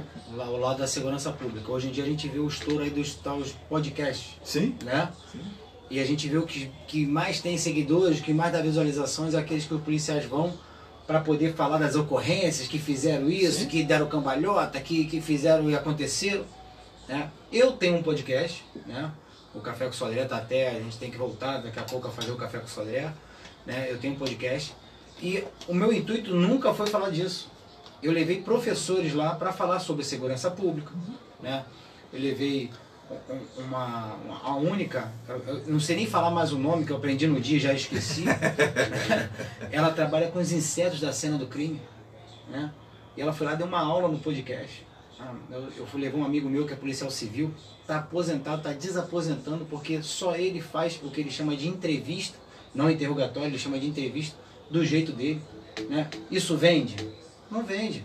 porque são coisas que trazem conhecimento para a gente, né? que vão agregar o conhecimento do nosso intelecto, né? E não gera sensação. Exatamente. Porque o propósito da propaganda é mexer com o desejo, com a raiva, com a pena, né? Ih, coitadinho dele, não sei o que, tal, né?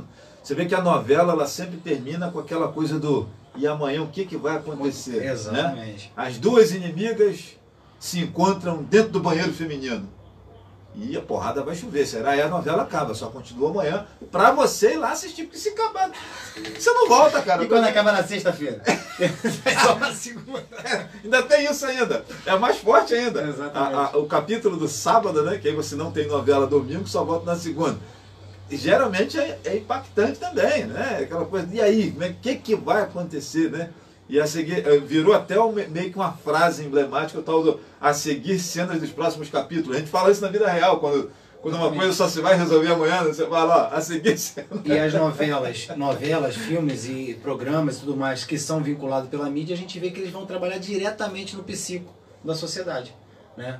Então, assim, a gente vê a responsabilidade que deveria se ter de levar informação, de levar notícias, de levar entretenimento, né, para as pessoas, o que isso pode causar, né, na sanidade da pessoa. Minha amiga Dilcilene, minha prima Rosiane Fogaça, um beijo para você, bem-vinda, obrigado aí pela sua companhia.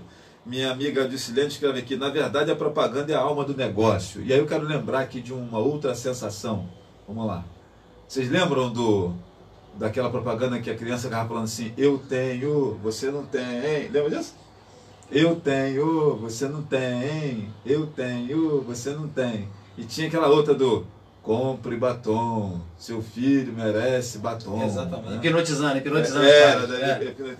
No tempo que nós éramos garotos, André, você vai lembrar da tal da propaganda da Calói? Sim. Né? Papai Noel, não esqueça da minha Calói. Não esqueça minha Calói. Só tinha isso na carta, não esqueça minha Calói. Exatamente. Né? E quantas crianças copiaram aquela carta ali e mandaram o tal do Papai Noel por influência? Então, gente, assim, a mídia o tempo todo, eu vejo muita galera falar esse lance, que notícia sensacionalista. Meus queridos amigos, tudo na mídia, para você vender e reverberar, tem que gerar sensações. Exatamente. Tem que gerar sensações. Eu acho que hoje a gente tem uma liberdade muito grande, Flávio, né?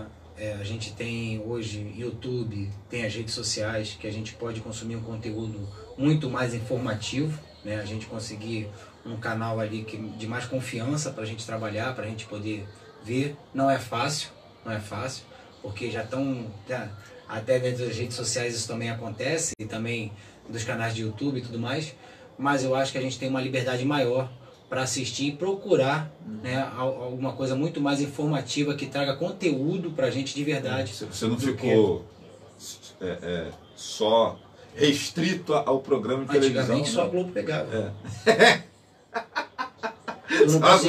Se você saísse do centro da cidade, você assistia SBT, pô. Verdade. Não é verdade? É isso. Para você, aqui em Rio Grande, para você assistir SBT, tem que ter parabólica. Não era isso? Exatamente. E os demais canais também, né? Sim. Para os amigos terem uma ideia de como que nós gostamos do Disse-me-Disse, como que nós gostamos o nosso convidado de hoje, Rafael Sodré, foi secretário de Segurança Pública do município. E, né, deixou de ser secretário, etc. e tal. E uma série de falas e o dito pelo não dito aconteceram, né, e tal, em relação a ele, o prefeito, desentendimentos, aquele negócio todo. E todas as vezes que Sodré vem aqui no programa, gera aquela expectativa, né? Não, vamos lá ver para ver se o Sodré vai meter a porrada do prefeito, né? E aí vem aquele monte de gente olhar. Aí quando chega aqui, descobre que a gente está batendo papo aqui sobre outros assuntos, etc., vai todo mundo embora, né? Acho que foram 3 ou 4 vezes que o Sodré esteve aqui, depois que deixou de ser secretário. E na primeira vez, então, foi assim um negócio foi bom. Interessantíssimo, né? Na hora que a gente começou o programa aqui, todo mundo, vamos ver. Cara, não tem ninguém querendo saber se o Sodré tem razão, se ele não tem razão, é simplesmente a expectativa de ver o circo pegar fogo. Então, sociedade, vocês são meio que esquizofrênicos também, e isso tudo se reverbera lá no cara que tem que oferecer segurança pública para essa sociedade meio que esquizofrênica, né? E não adianta, eu acho que essa esquizofrenia social, porque eu sei que tem muita gente que fica de cara amarrada comigo quando eu falo isso, essa esquizofrenia social, ela só vai ser curada a hora que nós acreditarmos e entendermos isso. Porque quando a gente ficar botando, passando pano, dizendo que não, é Flávio que é exagerado, Flávio é bocudo, não sei o quê, mais ou menos igual a história do alcoolismo. O sujeito só consegue se tratar dessa doença chamada alcoolismo quando ele reconhece o quê? Que ele é doente. Exatamente. Enquanto ele não busca tratamento, enquanto ele não reconhece que é doente, ele não consegue curar. Então, a sociedade brasileira, na minha opinião, Sodré, ela só vai conseguir se livrar de algumas chagas a hora que ela entender que ela tem aquelas chagas. E aí o sujeito vai fazer um tratamento para aquelas chagas. Mas enquanto o cara estiver achando que é engraçadinho aquele ali, que é bacana, que dá algum tipo de lucro... E não adianta a gente pensar que é fácil a gente reconhecer essa chaga, porque não é. Porque a gente não tem um costume cultural, né, de falar sobre isso. É verdade. Então, o que a gente volta a falar o que a gente falou aqui no começo, esse preconceito que a gente tem de falar da saúde mental, né, que tem que ser quebrado. Esse paradigma tem que ser quebrado. Da gente falar como um todo sobre isso, entender e nos policiar para saber se a gente está sentindo alguma coisa diferente, se a gente vê situações que nós estamos fazendo diferente do que nós fazíamos, né? Ó, tem alguma coisa errada, eu preciso conversar com alguém, né? E aceitar que precisa conversar com alguém, né? Eu acho que é isso que a gente precisa fazer também. Perfeito, perfeitamente. E assim, e querendo ou não, essa confusão na cabeça da sociedade impacta diretamente na sua atuação profissional. Sim. Eu não tenho dúvida disso. Não, com certeza. Porque aí eu contei aquela ocorrência, né? Logo no começo do programa aqui, que eu já contei logo a ocorrência que foi uma das piores da minha vida. Eu atuei durante 10 anos, né? Ali um pouquinho mais de 10 anos, eu atuei na unidade de intervenção tática do Batalhão de Operações Policiais Especiais. Né? A gente era responsável pelos assaltos com refém, né? Pelos surtados, né? pelos os suicidas. Né? Então, eu vejo, né, que a sociedade doente, né, vai fazer com que eu leve esse problema lá para casa. Né? Foi aquilo que eu falei para você daquele botão do treinamento lá que a gente estava conversando. Não é todo agente de segurança pública que vai saber distinguir esse botão de levar isso para sua casa. Né? Nessa ocorrência que eu contei lá no começo, eu fiquei, cara, umas 2 semanas mal com o que eu vi. Entendeu? Mas eu entendi, cara, isso aqui é meu trabalho. Ponto final, não é a minha vida. A minha vida com a minha família é essa aqui e esse aqui é meu trabalho. Né? Eu me policiei para que eu não caísse em alguma fraqueza mental para que aquilo pudesse impactar na minha vida. Lógico, nos primeiros dias isso vai impactar, você vai estar diferente, o tratamento até, né, a minha esposa sentiu muito isso, mas eu consegui policiar para que, meu irmão, isso aqui é meu trabalho, vamos separar daqui para cá, mas não é toda a gente para eu não sei o que ele está passando antes de chegar naquela ocorrência. Sodré, uma outra questão importante também que eu acho que vale a pena conversarmos e discutirmos aqui ainda nesse campo da saúde mental, que é os médicos e profissionais de saúde sofrem um pouco disso também. Parece que a sociedade não entende que esse cara que está de plantão, ele almoça, ele janta, ele precisa descansar um pouquinho, dar uma dormidinha, faz xixi, faz cocô. Exatamente. Né? Então aí o cara está no banheiro, você vai chegar, infelizmente você chegou com a emergência, o cara tá no momento dele ali, porque, porra, e aí, vai fazer na calça, né? Não, e assim, às vezes a gente vê um agente de segurança pública, cara, então o cara tá sentado almoçando no restaurante, qual é o problema dele tá fardado, sentado no restaurante, almoçando, tá na hora do almoço dele, cara? Ele não vai aguentar o dia todo em pé, 24 horas trabalhando, se ele não almoçar, né? E a sociedade vê aquilo com preconceito, aquilo não devia tá sentado fazendo... Que isso, cara? Né? E a gente acaba não entendendo dessa forma, né? Mas eu acho que a sociedade em si, né, nessa visão geral, né, da saúde mental do que a gente tá tratando aqui, tá conversando, batendo esse papo, Flávio, não tem como a gente falar assim, irmão, o agente de segurança pública vai ser o cara que não pode ter problema algum de saúde mental porque ele é responsável pela nossa segurança, né? Lembrando que ele faz parte da sociedade como um todo. Sim. Né? Então, foi o que volto a falar. Dentro daquela fase ela tem um ser humano como qualquer outro. Ele, assim como ele pode ter uma pressão alta, ele pode sofrer um AVC, ele pode sofrer um infarto. Lógico. Ele também pode desencadear uma doença mental. Lógico, normal. E e como se a gente procurar um pouco para fazer uma leitura, ele tem a gama de motivos para isso acontecer com a agente de segurança pública é muito maior do que as outras profissões. Porque ele lida diretamente com o que você não vê todo dia. Né? Porque assim, vamos exemplificar mais uma vez. O que a gente vê na madrugada, o que acontece na madrugada, é a mesma coisa que acontece de manhã? Não. Muitas coisas ruins que acontecem na sociedade, que horas é? Na madrugada. Quem está lá, sozinho, para resolver o problema? O agente de segurança pública. Muitas vezes é só ele que vive aquilo ali. Né? Se eu esperar o rebelião chegar, alguma coisa do tipo, estou falando de qualquer tipo de crime, isso tudo. Às vezes é só ele que vive aquilo ali. E a sociedade como um todo não está vivendo. Né? Porque ele é o cara que a profissão dele é estar ali naquele momento para resolver o problema. Né? E a sociedade acaba não vivendo. Então, assim, a gama de motivos para isso acontecer, de problemas psicológicos acontecer com a agente de segurança pública, é muito maior do que qualquer outra profissão. E isso é falado nos estudos que a gente pode ler, que tem na internet aí, quem puder fazer. Nós temos algumas profissões que acabam estourando nessa questão da discriminação, né, cara? O gari, né? Não precisa ser agente de segurança, o gari, o coveiro, né? Nós temos... Sim. São figuras extremamente importantes para a sociedade, que afinal de contas lida com os nossos inservíveis, né? O coveiro ele está sepultando, tem que enterrar o cara, né? Morreu, né? Tem que enterrar, senão vai deixar em cima da terra. Né? Então você tem o cemitério, tem toda uma organização ali, né? E esse cara é sempre olhado assim, o gari, né? Parece que depois que a Conlurb começou a praticar salário, e tudo tem a ver, aí tem um pouco a ver com a questão salarial. Porque eu lembro, o lixeiro ele sempre foi um sujeito, né? Aliás, depois de receber esse nome de gari, antigamente era lixeiro. Qual foi a mãe que nunca falou, vai virar lixeiro? Não é? Exatamente. Exatamente. O lixeiro era aquele cara que é uma profissão que ninguém queria. Até que alguém descobriu que no Rio de Janeiro a Conlurb pagava bem. Pagava bem. E aí começou aquela reportagem a mostrar no dia de inscrição lá para trabalhar na Conlurb uma fila que dobrava o quarteirão, deu 3 dias na fila, etc. e tal.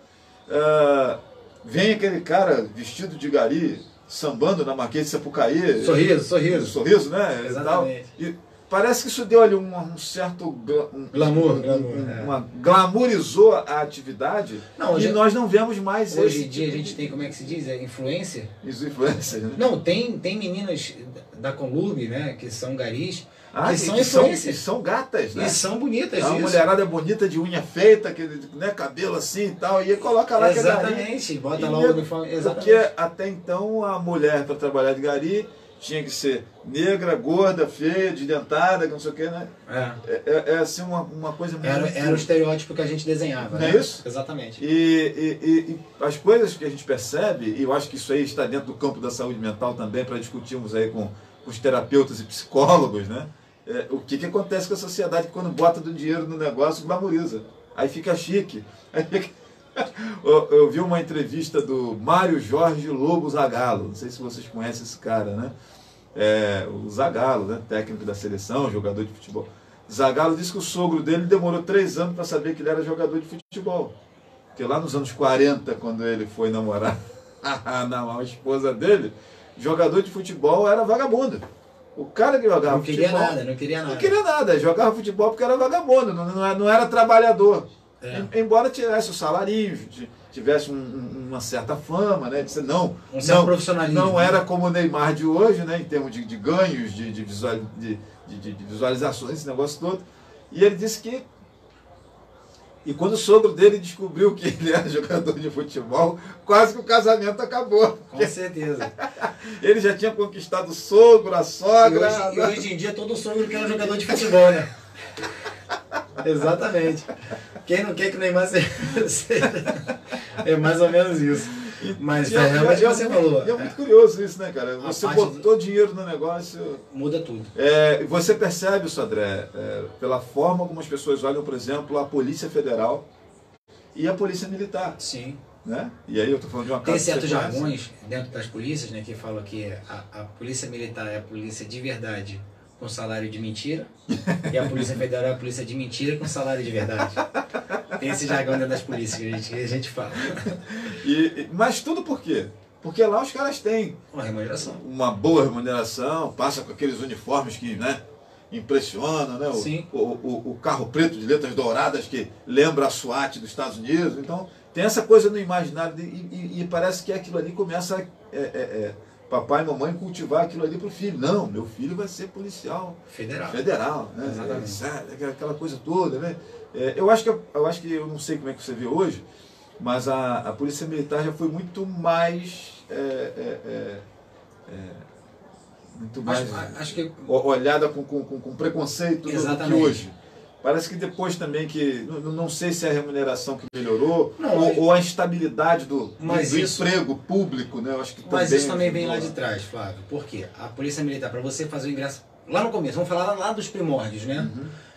A polícia militar começa em 1808, né? Se você conhecer um policial militar 1 que é bem antigo, né? O cara deve estar com uns 80, 85 anos, 90 anos, ele vai falar para você, cara, eu passei na porta do quartel e me puxaram lá para dentro. Ah, sim, eu conheço.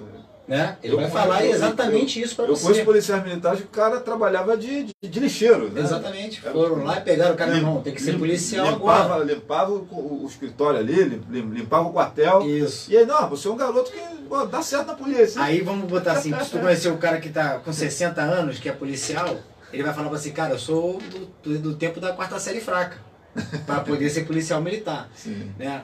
Hoje em dia, se você for na polícia militar, né, se você for no recrutamento agora que está tendo lá no Cefap, né, o pessoal vai se formar agora, acho que dia 27 de janeiro, salvo engano, cara, vai ter ali, eu chuto aqui para você, 50% já é formado no 3º grau, né, e vai sair agora soldado policial militar. Então, assim, eu acho que tem uma evolução também da carreira, né, mas é coisa que antigamente ninguém queria ser, exatamente quando a gente conversou aqui sobre o jogador de futebol, né, e hoje em dia muita gente já está estudando para ser, pô, cara, tem um grupo no Telegram do pessoal aqui da área que eu tentei ajudar de alguma forma, né? Que quando surgiu esse boom, vai ter o concurso para a Polícia Militar. Todo mundo mandando mensagem para mim e tal. Eu fui até um curso lá do Rio de Janeiro, eu consegui um desconto bacana, o pessoal poder estudar, que não tinha preparatório aqui na nossa área, na nossa cidade. Aí o pessoal de Tanguá também aproveitou e a gente conseguiu um desconto bem legal com o curso lá do Rio de Janeiro. Então, assim, tu vê que há até uma expectativa, né, das pessoas falando, pô, dá uma notícia hoje, já mudou a matéria do concurso da Polícia Militar, né? Aí já tem um curso já fazendo uma carga horária totalmente diferente para poder angariar de novo os alunos para poder estudar, porque quer passar na Polícia Militar, né? Eu acho que a gente teve um vale, né, na época do governador Sérgio Cabral, que fez um vale na Polícia Militar. Por que eu falo que é um vale? Ele, num concurso de 4.000 pessoas, entraram 24.000 pessoas, né? Então, não teve tempo hábil para fazer, acho que o processo todo, né? A formação? Formação até para você peneirar, né?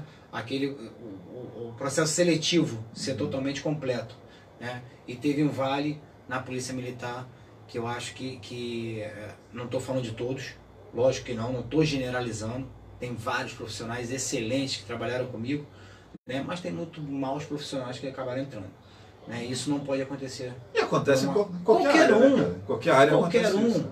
Às vezes o município está precisando de pessoal da saúde, né? Faz uma manobra política qualquer para poder trazer o pessoal da saúde para cá para trabalhar e só traz uma porção de M, né? Que vai tratar a população de qualquer jeito. Então isso acontece em qualquer área, né? Mas eu vou voltar a bater a tecla novamente. A polícia vende jornal, pô. Não tem jeito. Sodré, na sua concepção, dentro dessa lógica da ordem pública como a primeira trincheira, para que nós não precisássemos recorrer à ostensividade da polícia e para termos esse equilíbrio da sociedade, social, que é o que nós estamos aqui entendendo que é o que acaba gerando muito desequilíbrio emocional, de ordem mental na sociedade, na polícia, etc. e tal. E um abraço aí para o glorioso Wallace Ramos nos acompanhando aí, mandando um abraço aqui para o Sodré. Um abraço, meu irmão, um abraço, Wallace, fica com Deus. Que medidas assim você vê como emergenciais e você tem aquelas medidas de médio, longo e curto prazo, né? Exatamente. Como é que você dimensiona isso, Sodré, dentro da ordem pública, né? Então, Flávio, O que deveria ser feito nessa primeira trincheira aí da ordem pública? eu acho que a ordem pública é extremamente necessária, né? Só que a primeira coisa que a gente tem que fazer é fazer com que a sociedade entenda que a ordem pública incomoda. A ordem pública incomoda. Por quê? Ela vai cercar os seus limites, né? Para você não... É o pai chato que não quer deixar o garoto pisar na lama, mas o moleque não entende isso. Exatamente, né? Então, assim, acho que a gente tem que fazer esse convencimento. É uma mudança cultural. Aceitar a ordem pública como um todo, né? Como um senso comum. Sim. Da gente ter essa aceitação como um senso comum para a gente começar a modificar a nossa sociedade. Vou abrir mão um pouquinho aqui da minha liberdade para poder... Mas isso é a longo prazo. Não é isso? Né? Vou abrir mão um pouquinho da minha liberdade de andar de pé espalhado aqui para poder... Exatamente. Eu ter um pouco mais de tranquilidade. Eu tenho um pouco de tranquilidade. Né? Isso é o que a gente vê nos países europeus aí, né? Suécia, Noruega, etc. Com certeza. Finlândia, a gente vê a cultura diferente. Não é isso? Né? É uma cultura diferente. Tanto se fala que na Suécia, na Noruega, que não sei o que mais, a população lá tem uma outra cabeça. Perfeito. Né? Só que a mudança de cultura é dolorosa. Sim. Né? Sim. Não é fácil de fazer. fazer. Abrir mão de algumas zonas de conforto. E isso demora bastante tempo. Né? Então a gente tem que ter programas para que a gente possa fazer com que a sociedade entenda que aceitar a ordem pública como senso comum é um ponto inicial de uma atitude a longo prazo para a gente chegar numa sociedade melhor, né? E assim, médio e curto prazo, a gente precisa aumentar as fiscalizações, né, de ordem pública. Aumentar o contingente desse pessoal aí. Exatamente. E o contingente que a gente falou do cobertor... Por exemplo, a gente lida com uma fiscalização com um mínimo de pessoas, né, para trabalhar. A gente tem aí essa questão de postura, que não mudou. Esse é um ponto que a gente pode falar. A gente tem uma lei sancionada de dezembro de 2021, né, que obriga a prefeitura a ter 150 guardas municipais em Rio Bonito, e a gente continua tendo 53 guardas municipais em Rio Bonito. Salvo engano, são 53 guardas municipais, se eu não perdi minha conta. Então, a gente volta a falar desse cobertor curto, né, que a gente tem. E o que isso cria? Cria uma... que passa da liberdade. Cria a libertinagem da sociedade, né? De uma pessoa não respeitar a outra, não respeitar os direitos da outra, pensar que só a outra tem dever e eu não tenho direito algum. O agente de segurança pública é o regulador disso, né? É o regulador disso.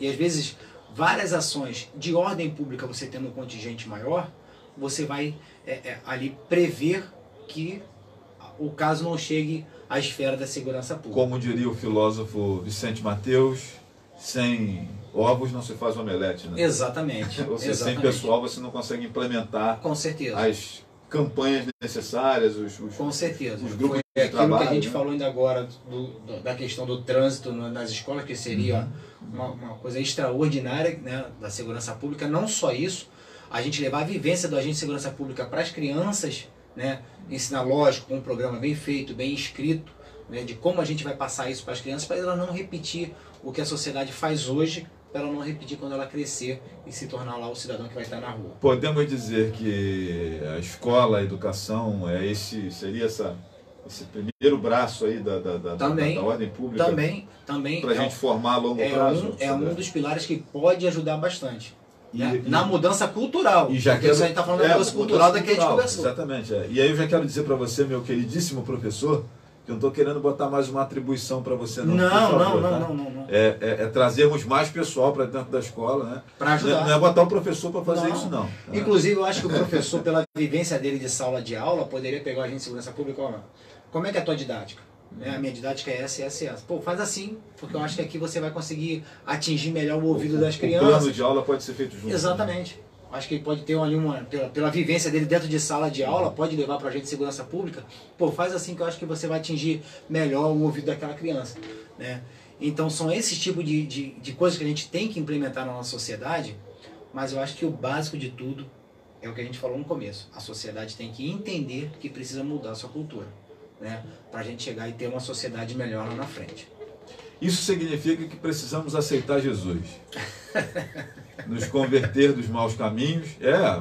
Verdade. A palavra é essa mesmo, embora seja assim, uma pegada que a religião fala, né?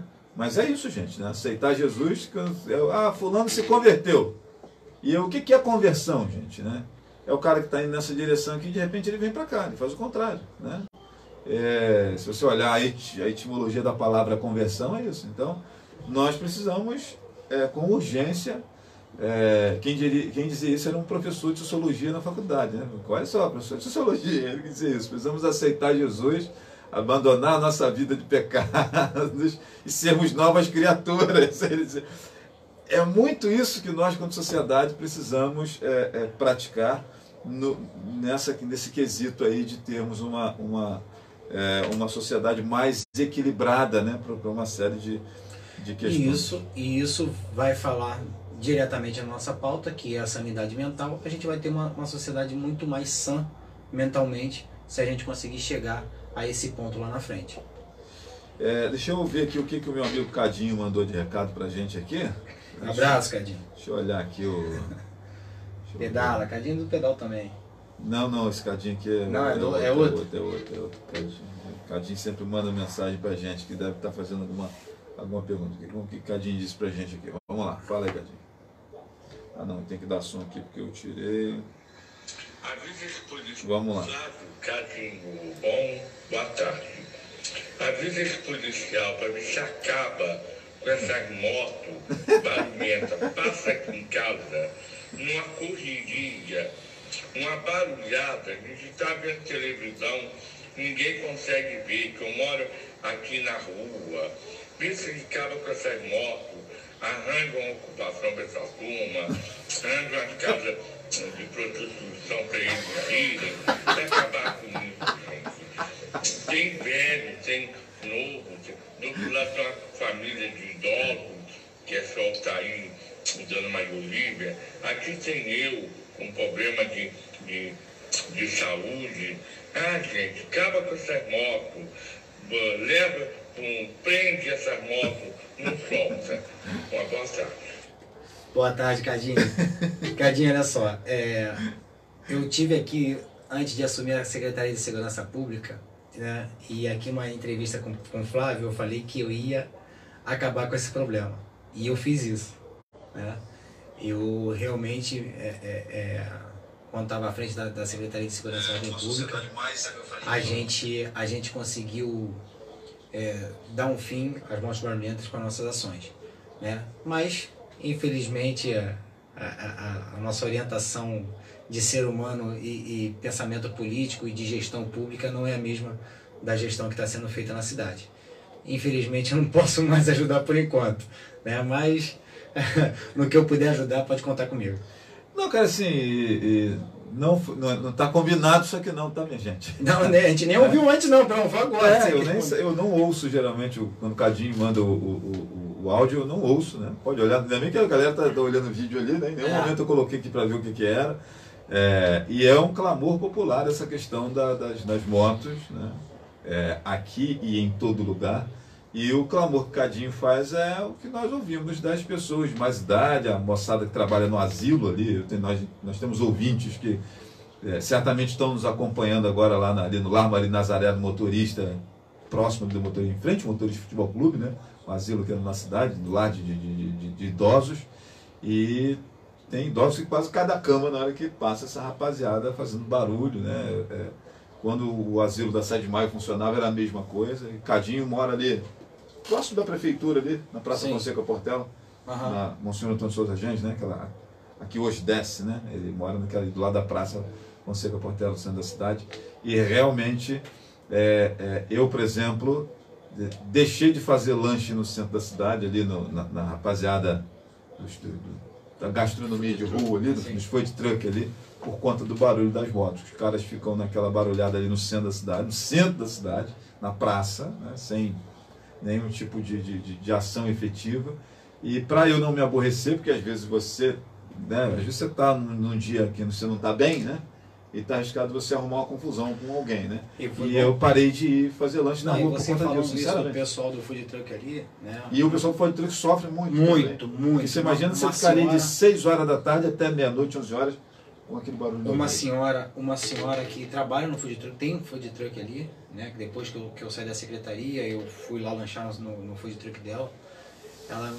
eu sentia tristeza no olhar daquela senhora e ela falou para mim, meu filho, por que você saiu? Mas são coisas que acontecem, a gente acha que realmente isso precisa melhorar, tem como melhorar, eu provei que isso tem como melhorar, né? Tem como acabar com isso, tem como tornar uma cidade mais segura, tem como fazer uma gestão pública para a população, mas precisa da boa vontade. Aproveitar que o Leandro mandou para mim aqui as fotos da promoção de hoje. Vamos lá, minha gente, olha. Olha lá, ó, Telefrutas Rio Bonito, margarina delicata, R$ 4,99 a unidade, o pote de meio quilo, hein? Tem aqui também, deixa eu olhar aqui, o contrafilé Master Boi congelado, peça fechada, R$ 49,99 lá na Telefrutas Rio Bonito.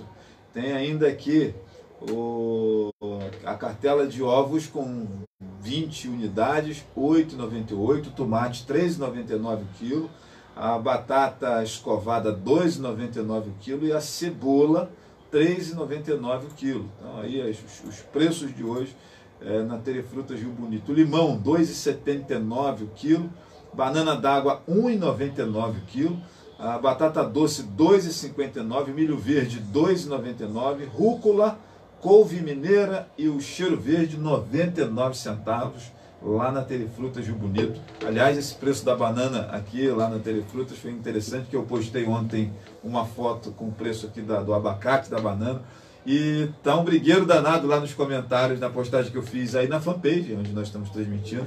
Pessoas de fora de Rio Bonito falando, mas gente, eu vou ter que ir fazer compra. Culpado é o Leandro. Teve uma que colocou assim, bem que ela colocou, entrega aqui em São Francisco, em Niterói, tá R$10 aqui o quilo da banana. Leandro, olha a oportunidade de negócios aí, ó. Muito bom. Telefrutas Rio Bonito, minha gente, lá no centro de Rio Bonito, parceiro nosso aqui do programa Flávio Azevedo. Deixa eu lembrar também para você da Viva Assistencial, do Plano de Assistência Familiar Viva, na Praça Fonseca Portela, número 12, ali do lado do Correio. E lembrando ainda para você que quem é associado do Viva Assistencial tem descontos muito especiais lá na Clínica Vivermed, que tem médicos, tem dentistas, tem nutricionistas, tem psicólogos lá, em frente ao Hospital das Vargas de Rio Bonito. Procure, ligue lá para o 3634-4330, 3634-4330, a Viva Assistencial. E um abraço aqui para a rapaziada da Drogarias Viva Mais, meu amigo Laerte, toda a sua equipe, 2734-1656, para você pedir o medicamento em casa, ou você pode pedir pelo WhatsApp, 984779366, né, o telefone da Drogarias Viva Mais. Aqui hoje no programa Flávio Azevedo, estamos recebendo o Rafael Sodré, formado em administração e policial militar, né, com experiência aí em várias... Como é que eu coloco, Sodré? A Polícia Militar tem os seus segmentos... São unidades. Unidades, é isso? Tem um bota, tem choque, então isso. São as unidades especiais. Então, Isso. com experiências aí em 18 anos de atividade. E eu queria finalizar falando aqui de coisa mais suave, ainda na vibe da saúde mental. Sodré também atua com esporte, minha gente, né? E fez aqui o Dia Elite aqui na nossa cidade, uma corrida pela montanha de Serra do Sambi aqui, que foi bem legal, né? 30 quilômetros, né? Foi show de bola. E esporte, Sodré, eu entendo como uma das excelentes ferramentas também para a saúde mental, né? Vamos falar um pouquinho disso. Ontem mesmo eu estava trabalhando à noite, na madrugada, recebi uma ligação do familiar meu, né, está com problemas de saúde mental. E eu falei com ela, a gente estava conversando, eu falei exatamente isso.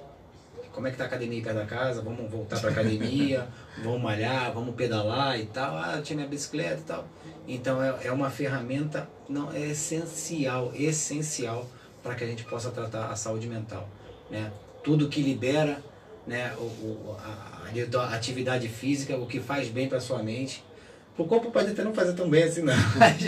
Mas para mim, a gente chega meio morto lá no final. Exatamente, fica cansado. Mas para a mente, com certeza, é essencial, sim, ter o esporte como essa ferramenta. Zenilda está dizendo aqui, perdi essa corrida. Perdeu, Zenilda, você perdeu essa. Eu participei da segunda, né? Da segunda. Que foi muito, muito bacana também. E na hora que nós partimos ali do Green Valley, né? Na largada, na Praça do Green Valley, quando partimos aí, tinha uma galera que passou por mim, vambora, irmão. Eu falei, não, cara, eu tô indo devagarinho aqui na lentidão aqui, porque eu vou fazer os 30 quilômetros, né? Eles passaram correndo, não, nós também vamos. Eu falei, então tá beleza. E aí o trajeto, né, saímos do Green Valley, pegávamos ali Cachoeiro dos Bagres, entrávamos na trilha do Sabonete, perna debaixo da trilha do Sabonete, sai ali quase na estrada de Braçanã e sobe para o sertão, para chegarmos lá no pé de Jambo, virar para a trilha do 30 Dias, no Saltinho lá em cima, né, no sertão de Cachoeiro dos Bagres, para a Serra de Sambê, que é a famosa fora do eixo que nós chamamos, né? E aí, beleza. Quando chegou, Sodré, lá naquela subida de Braçanã, depois que sai da trilha de Sabonete ali, que vai chegando no sertãozão lá em cima, que a gente consegue ver a Pedra do Nabi, naquele trecho ali em cima ali, eu já comecei caminhando, ultrapassar aquela rapaziada que passou correndo por mim aqui. Já tinha perdido o gás. O gás já não era o mesmo. Eu caminhando, eu só corria a trilha de Sabonete. Corria a trilha de Sabonete, que ela é plana, né? Aquela parte de baixo ali ela é plana, então ali eu dei uma corridinha. Larguei correndo para sair bonito na foto, né? E depois fui andando, irmão. E quando chegou daí, corri a trilha de Sabonete. Um abraço pro meu amigo Lando. Lando tava de scout lá, no copo d'água ali na porteirinha que tem na trilha de Sabonete ali. Eu lembro que foi engraçado, na hora que eu apontei correndo, aí Lando, e caramba, olha o jornalista! Mas é bacana que até os staffs eram da cidade também. Exatamente. E aí eles me conheciam, né? E, pô, vambora, Flávio, a galera você tá perto do pessoal aí. Quando chegou no subidão lá no sertão, comecei a ultrapassar a rapaziada. Aí a trilha ali o pedaço ali da 30 Dias, né? Aquele trecho todo ali que é plano também. Lateral ali a montanha, eu corri também aquele ponto. E quando chegou no Pasto de Dudu ali, sim. Descendo já, eu falei, não, vou caminhar aqui na descida. Aí a mesa estava ali mais ou menos perto do sítio de Marquinhos Luanda ali, isso, né, para voltarmos subindo no sentido rampa para pegar Bela Vista, né? E qual não foi a minha surpresa, minha gente, quando eu cheguei lá na varanda da casa do sítio que foi do Joneí, que é a trilha que a gente sobe para virar para Lavras ou para a trilha do Coração. Vai Lavras e cai para voltar para cá. Isso, entra na porteirinha ali. Na hora que cheguei na porteirinha, que passei pela casa, rapaz, os 6 que passaram correndo por mim, estavam tudo deitado na varanda lá. Eu falei, olha só essa turma, rapaz. E eu fui caminhando. Aí daí para frente eu já estava caminhando, subindo, né? Ninguém corre subindo, né? Só Flaviano. Vamos na caminhada, nas descidas eu corri um pouquinho, né, dentro da trilha. E você sabe que esse pessoal não passou por mim, Sodré?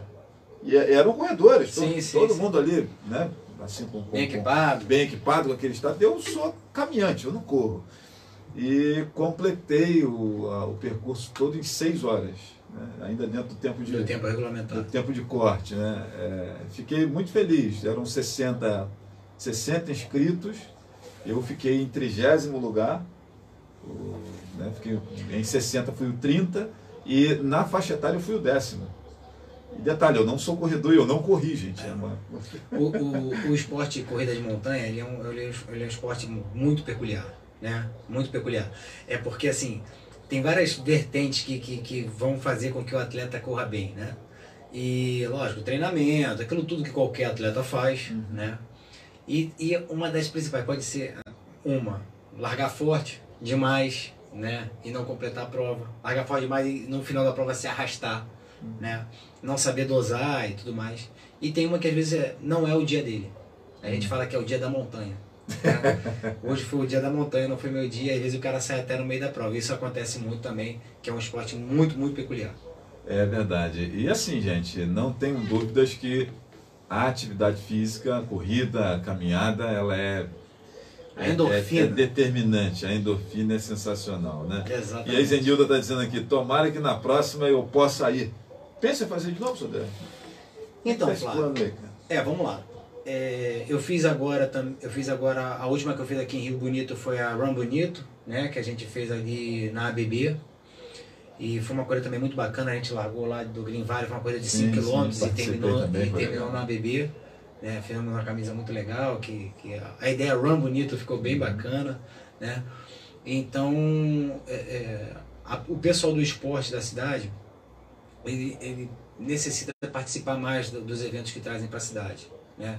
Porque o evento que vem para a cidade, que quer investir na cidade de Rio Bonito, porque é um investimento, para uma empresa que vem para a cidade é um investimento, né? Eu acho que o pessoal que participa das provas e tudo mais tem que dar uma valorizada, porque isso traz economia para a cidade, né? Isso traz movimento para a cidade, de pessoas que fazem esporte, né? Que praticam esporte. Não é um movimento de bandido, né? De nada disso, é muito pelo contrário, é um movimento muito bom para a cidade, a gente tem que valorizar. E eu acho que a gente não vê essa participação tão forte da população que pratica esporte em Rio Bonito nesses eventos. A gente vê, isso eu posso quantificar para você, né, que na de Elite, por exemplo, a de Elite Trail Festival, 90% foi de fora da cidade. E teve bike também, né? Exatamente. O de Elite teve bike também. Teve bike também. Então, assim, 90% foi de fora da cidade, que vieram de outras cidades, de outros estados participar, de São Paulo, Espírito Santo, veio participar aqui em Rio Bonito.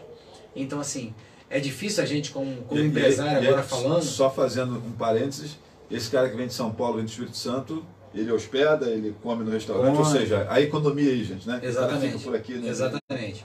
E sem falar que isso gera o nome da cidade lá fora, né? Então isso é um crescimento para a cidade também. E eu acho que por isso que tem essa valorização, falando como empresário isso, né, para que a gente possa fazer um evento desse porte, porque o Elite Trail Festival é um evento, que tinha os 30 km que você corria, mas também tinha 56 km, né? Sim. De corrida, e também tinha os 56 de bike. Então, assim, você pensa você fazer 50 km numa montanha, você tendo que marcar todo o percurso, fitar tudo que tem que marcar para a pessoa não se perder. O pessoal de staff. O pessoal de staff, você não tá lá de te graça. oferecer água, te oferecer fruta durante o teu percurso para você se alimentar, porque 6 horas você tem que se alimentar, você tem que beber água, isso tudo. Então, assim, é um investimento muito grande. Né? E só com a participação da cidade que a gente pode voltar para cá, não tem jeito. A população precisa participar mais dos eventos que vem para cá. Eu acho que o de Elite Trail Festival não tem como negar. Foi um pontapé muito forte em Rio Bonito para que outros eventos esportivos viessem para cá, né? E fizesse até mesmo ali a área de arena, usassem da mesma forma que a gente usou ali a Praça do Green Valley. Eu acho que isso já fomentou bastante a cidade, isso já foi muito válido, mas a gente precisa dar mais valor, não só do de Elite, a outros eventos que vêm para a cidade também. É isso, minha gente. Pessoal, recebemos então aqui hoje Rafael Sodré, numa conversa sempre muito agradável aqui com o nosso amigo Rafael Sodré. Agradecer, Sodré, a sua visita, sua sempre disposição de estar conosco aqui, batendo papo, divagando sobre assuntos variados, né? Gosto de conversar com você porque você parece jornalista, você domina todos os temas que a gente conversa aqui. Né? Eu botei uma frase esses dias nas minhas redes sociais, né? Que o pessoal fala do pato. Já ouviu falar do pato? Que o pato nada, o pato voa, o pato anda, mas não faz nada bem, né? Aí eu fiquei com essa coisa, eu falei, não, tem que ser o pato mais foda que eles conhecem. Mas é isso, cara, é um prazer grande sempre te receber aqui, né? Eu lamento muito, viu, pessoal, frustrar aí a expectativa do pessoal que achou que eu tinha trazido o Sodré aqui para xingar o prefeito, para brigar com não sei quem, né? Desculpa, não é essa a proposta, nunca é essa a proposta, né? Nunca, em todas as vezes que ele veio aqui, teve nenhum tipo de animosidade em relação ao prefeito, né? Não é esse o propósito. Quem estava nessa expectativa, não vou dizer nem na próxima, porque na próxima também a gente não vai perder tempo com isso, né, cara? Tem muita coisa boa para falar, né? Cara, com certeza. Assim, Sodré, sempre um prazer, cara, te receber aqui, bem-vindo sempre. Você falou que bateu o cartão ali quando chegou, aliás, nós nos conhecemos no Rio Bonito Trail Festival. O primeiro eu tive aqui antes de acontecer a prova, para a gente poder fazer quem me apresentou o Sodré foi o meu queridíssimo amigo Fabinho Tinoco, grande sujeito. Com ele, né? Hoje. E aí Fabinho veio junto, né? Com o Sodré aqui no programa, estiveram aqui. Foi quando aquilo? Foi que ano aquilo, Sodré? Em 2017. Foi 17? Foi 2017. O primeiro foi 2017, acho que eu vim aqui em 2016 e a gente fez 2017 o primeiro. Foi isso, né? Então, gente, ó, tem um tempinho aí que a gente se conhece. Estou falando para você que o cara tem tempo de casa aqui. Se botar a empresa na justiça... Acho que eu vou trazer o café do Sodré para cá. Tu me dá um espaço aqui, eu boto a tela aqui atrás e vou começar a apresentar o café do Sodré aqui. Mas é isso, gente. Então, um abraço para você que está sempre nos acompanhando, nos prestigiando. Um beijo no coração. Sodré, se despede dos nossos ouvintes, fica à vontade aí, cara. Meu irmão, primeiro eu quero te agradecer pelo convite de sempre, né? Agradecer a todo mundo que acompanhou a gente até hoje, que participou com a gente, né? Quero aproveitar o espaço do teu programa para fazer um agradecimento especial, né? Você sabe bem, eu fui candidato a deputado estadual agora nas últimas eleições. Eu quero agradecer a todo mundo de Rio Bonito que me entregou seu voto de confiança para que eu pudesse estar lá na Alerj representando Rio Bonito e toda a região, que era esse meu intuito, né? Quero agradecer de coração o que eu vivi nessa campanha, dentro das famílias que eu alcancei, dentro das pessoas que conversaram comigo, foi uma coisa indescritível, né? Uma campanha, uma coisa muito louca, só quem participou de uma campanha sabe o que é. Como é que foi essa experiência, sabe? De aprendizado, de crescimento? Cara, eu vou te falar que como é que você saiu dessa campanha? Eu acho que eu saí um ser humano muito melhor, né? Pobre, mas muito melhor. Porque eu não tive dinheiro de partido, não tive nada disso, foi tudo na força, na garra das pessoas que estavam ali do meu lado, conhecendo, zilhões de pessoas trabalhando comigo sem um tostão furado, né? Tô devendo um churrasco a todo mundo aí, deixa melhorar a situação que a gente vai fazer o nosso churrasco, né? Mas é um aprendizado gigantesco, quem nunca participou e não tem disposição não vá, porque é complicado realmente, é muito desgastante, é uma coisa de louco, uma correria louca realmente. Às vezes você tem que estar em 3, 4 lugares ao mesmo tempo e você não consegue dar conta do teu dia. Mas foi um aprendizado gigantesco como ser humano, né? Mas a gente segue nossa vida e aproveitei agora para agradecer, porque eu não tive oportunidade pública para poder agradecer, e estou fazendo isso aqui no teu programa, e muito grato de ser no teu programa. E vamos seguir na vida, né? Eu acho que a gente é muito mais forte do que isso tudo que a gente tem pela frente para passar, né? Eu gosto de deixar eu vou deixar aqui uma passagem, Flávio, que eu relembrei ontem conversando nessa conversa ao telefone que eu te falei, com um familiar meu. Eu acho que a gente passa por problemas na nossa sociedade, né? Alguns a gente conversou aqui hoje, né? Uma vez eu viajei para Cabo Frio. A minha família parte de manhã toda de Cabo Frio, né, Flávio? A gente tem casa lá.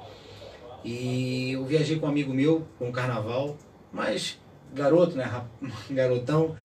A gente queria ficar na rua e zoar, não queria nem saber de casa, e dormimos em garagem de prédio e tudo mais. A gente conheceu um grupo de amigos, né, que estavam com alguns amigos nossos. A gente conheceu e estava contando a nossa experiência que estava vivendo naquele carnaval, né? Pô, dormimos na garagem, tomamos banho na bica, tomamos banho hoje só de praia, não sei o que, tal, contando os percalços que a gente estava enfrentando naquele carnaval. Aí um camarada levantou e falou assim: pô, eu sei bem como é que é isso. Aí eu falei: por quê? Você já passou o carnaval assim também? Dormindo na rua? Não, eu fui mendigo. Então isso me marcou muito, é uma história que eu relembrei ontem, cara, e eu acho que isso serve para o momento que a gente vem atravessando no nosso país, né? E a gente é muito mais forte do que isso. A gente é muito mais forte do que isso. Agradeço a todo mundo, obrigado pela audiência de vocês, obrigado pela participação, obrigado pelo convite e vamos seguir em frente. É isso, gente. Abraço grande para você que está sempre nos prestigiando, sucesso para os amigos aí que estão sempre ligados em nossa programação. Amanhã a gente está de volta com mais um programa Flávio Azevedo. Que o Papai do Céu abençoe muito cada amigo que está aí nos prestigiando sempre. E nós vamos ficando por aqui. Valeu? Abraço. Obrigado aí pelo carinho de todos sempre nos acompanhando. Obrigado, Sodré. Obrigado a vocês sempre aí. Valeu, gente. Tudo de bom.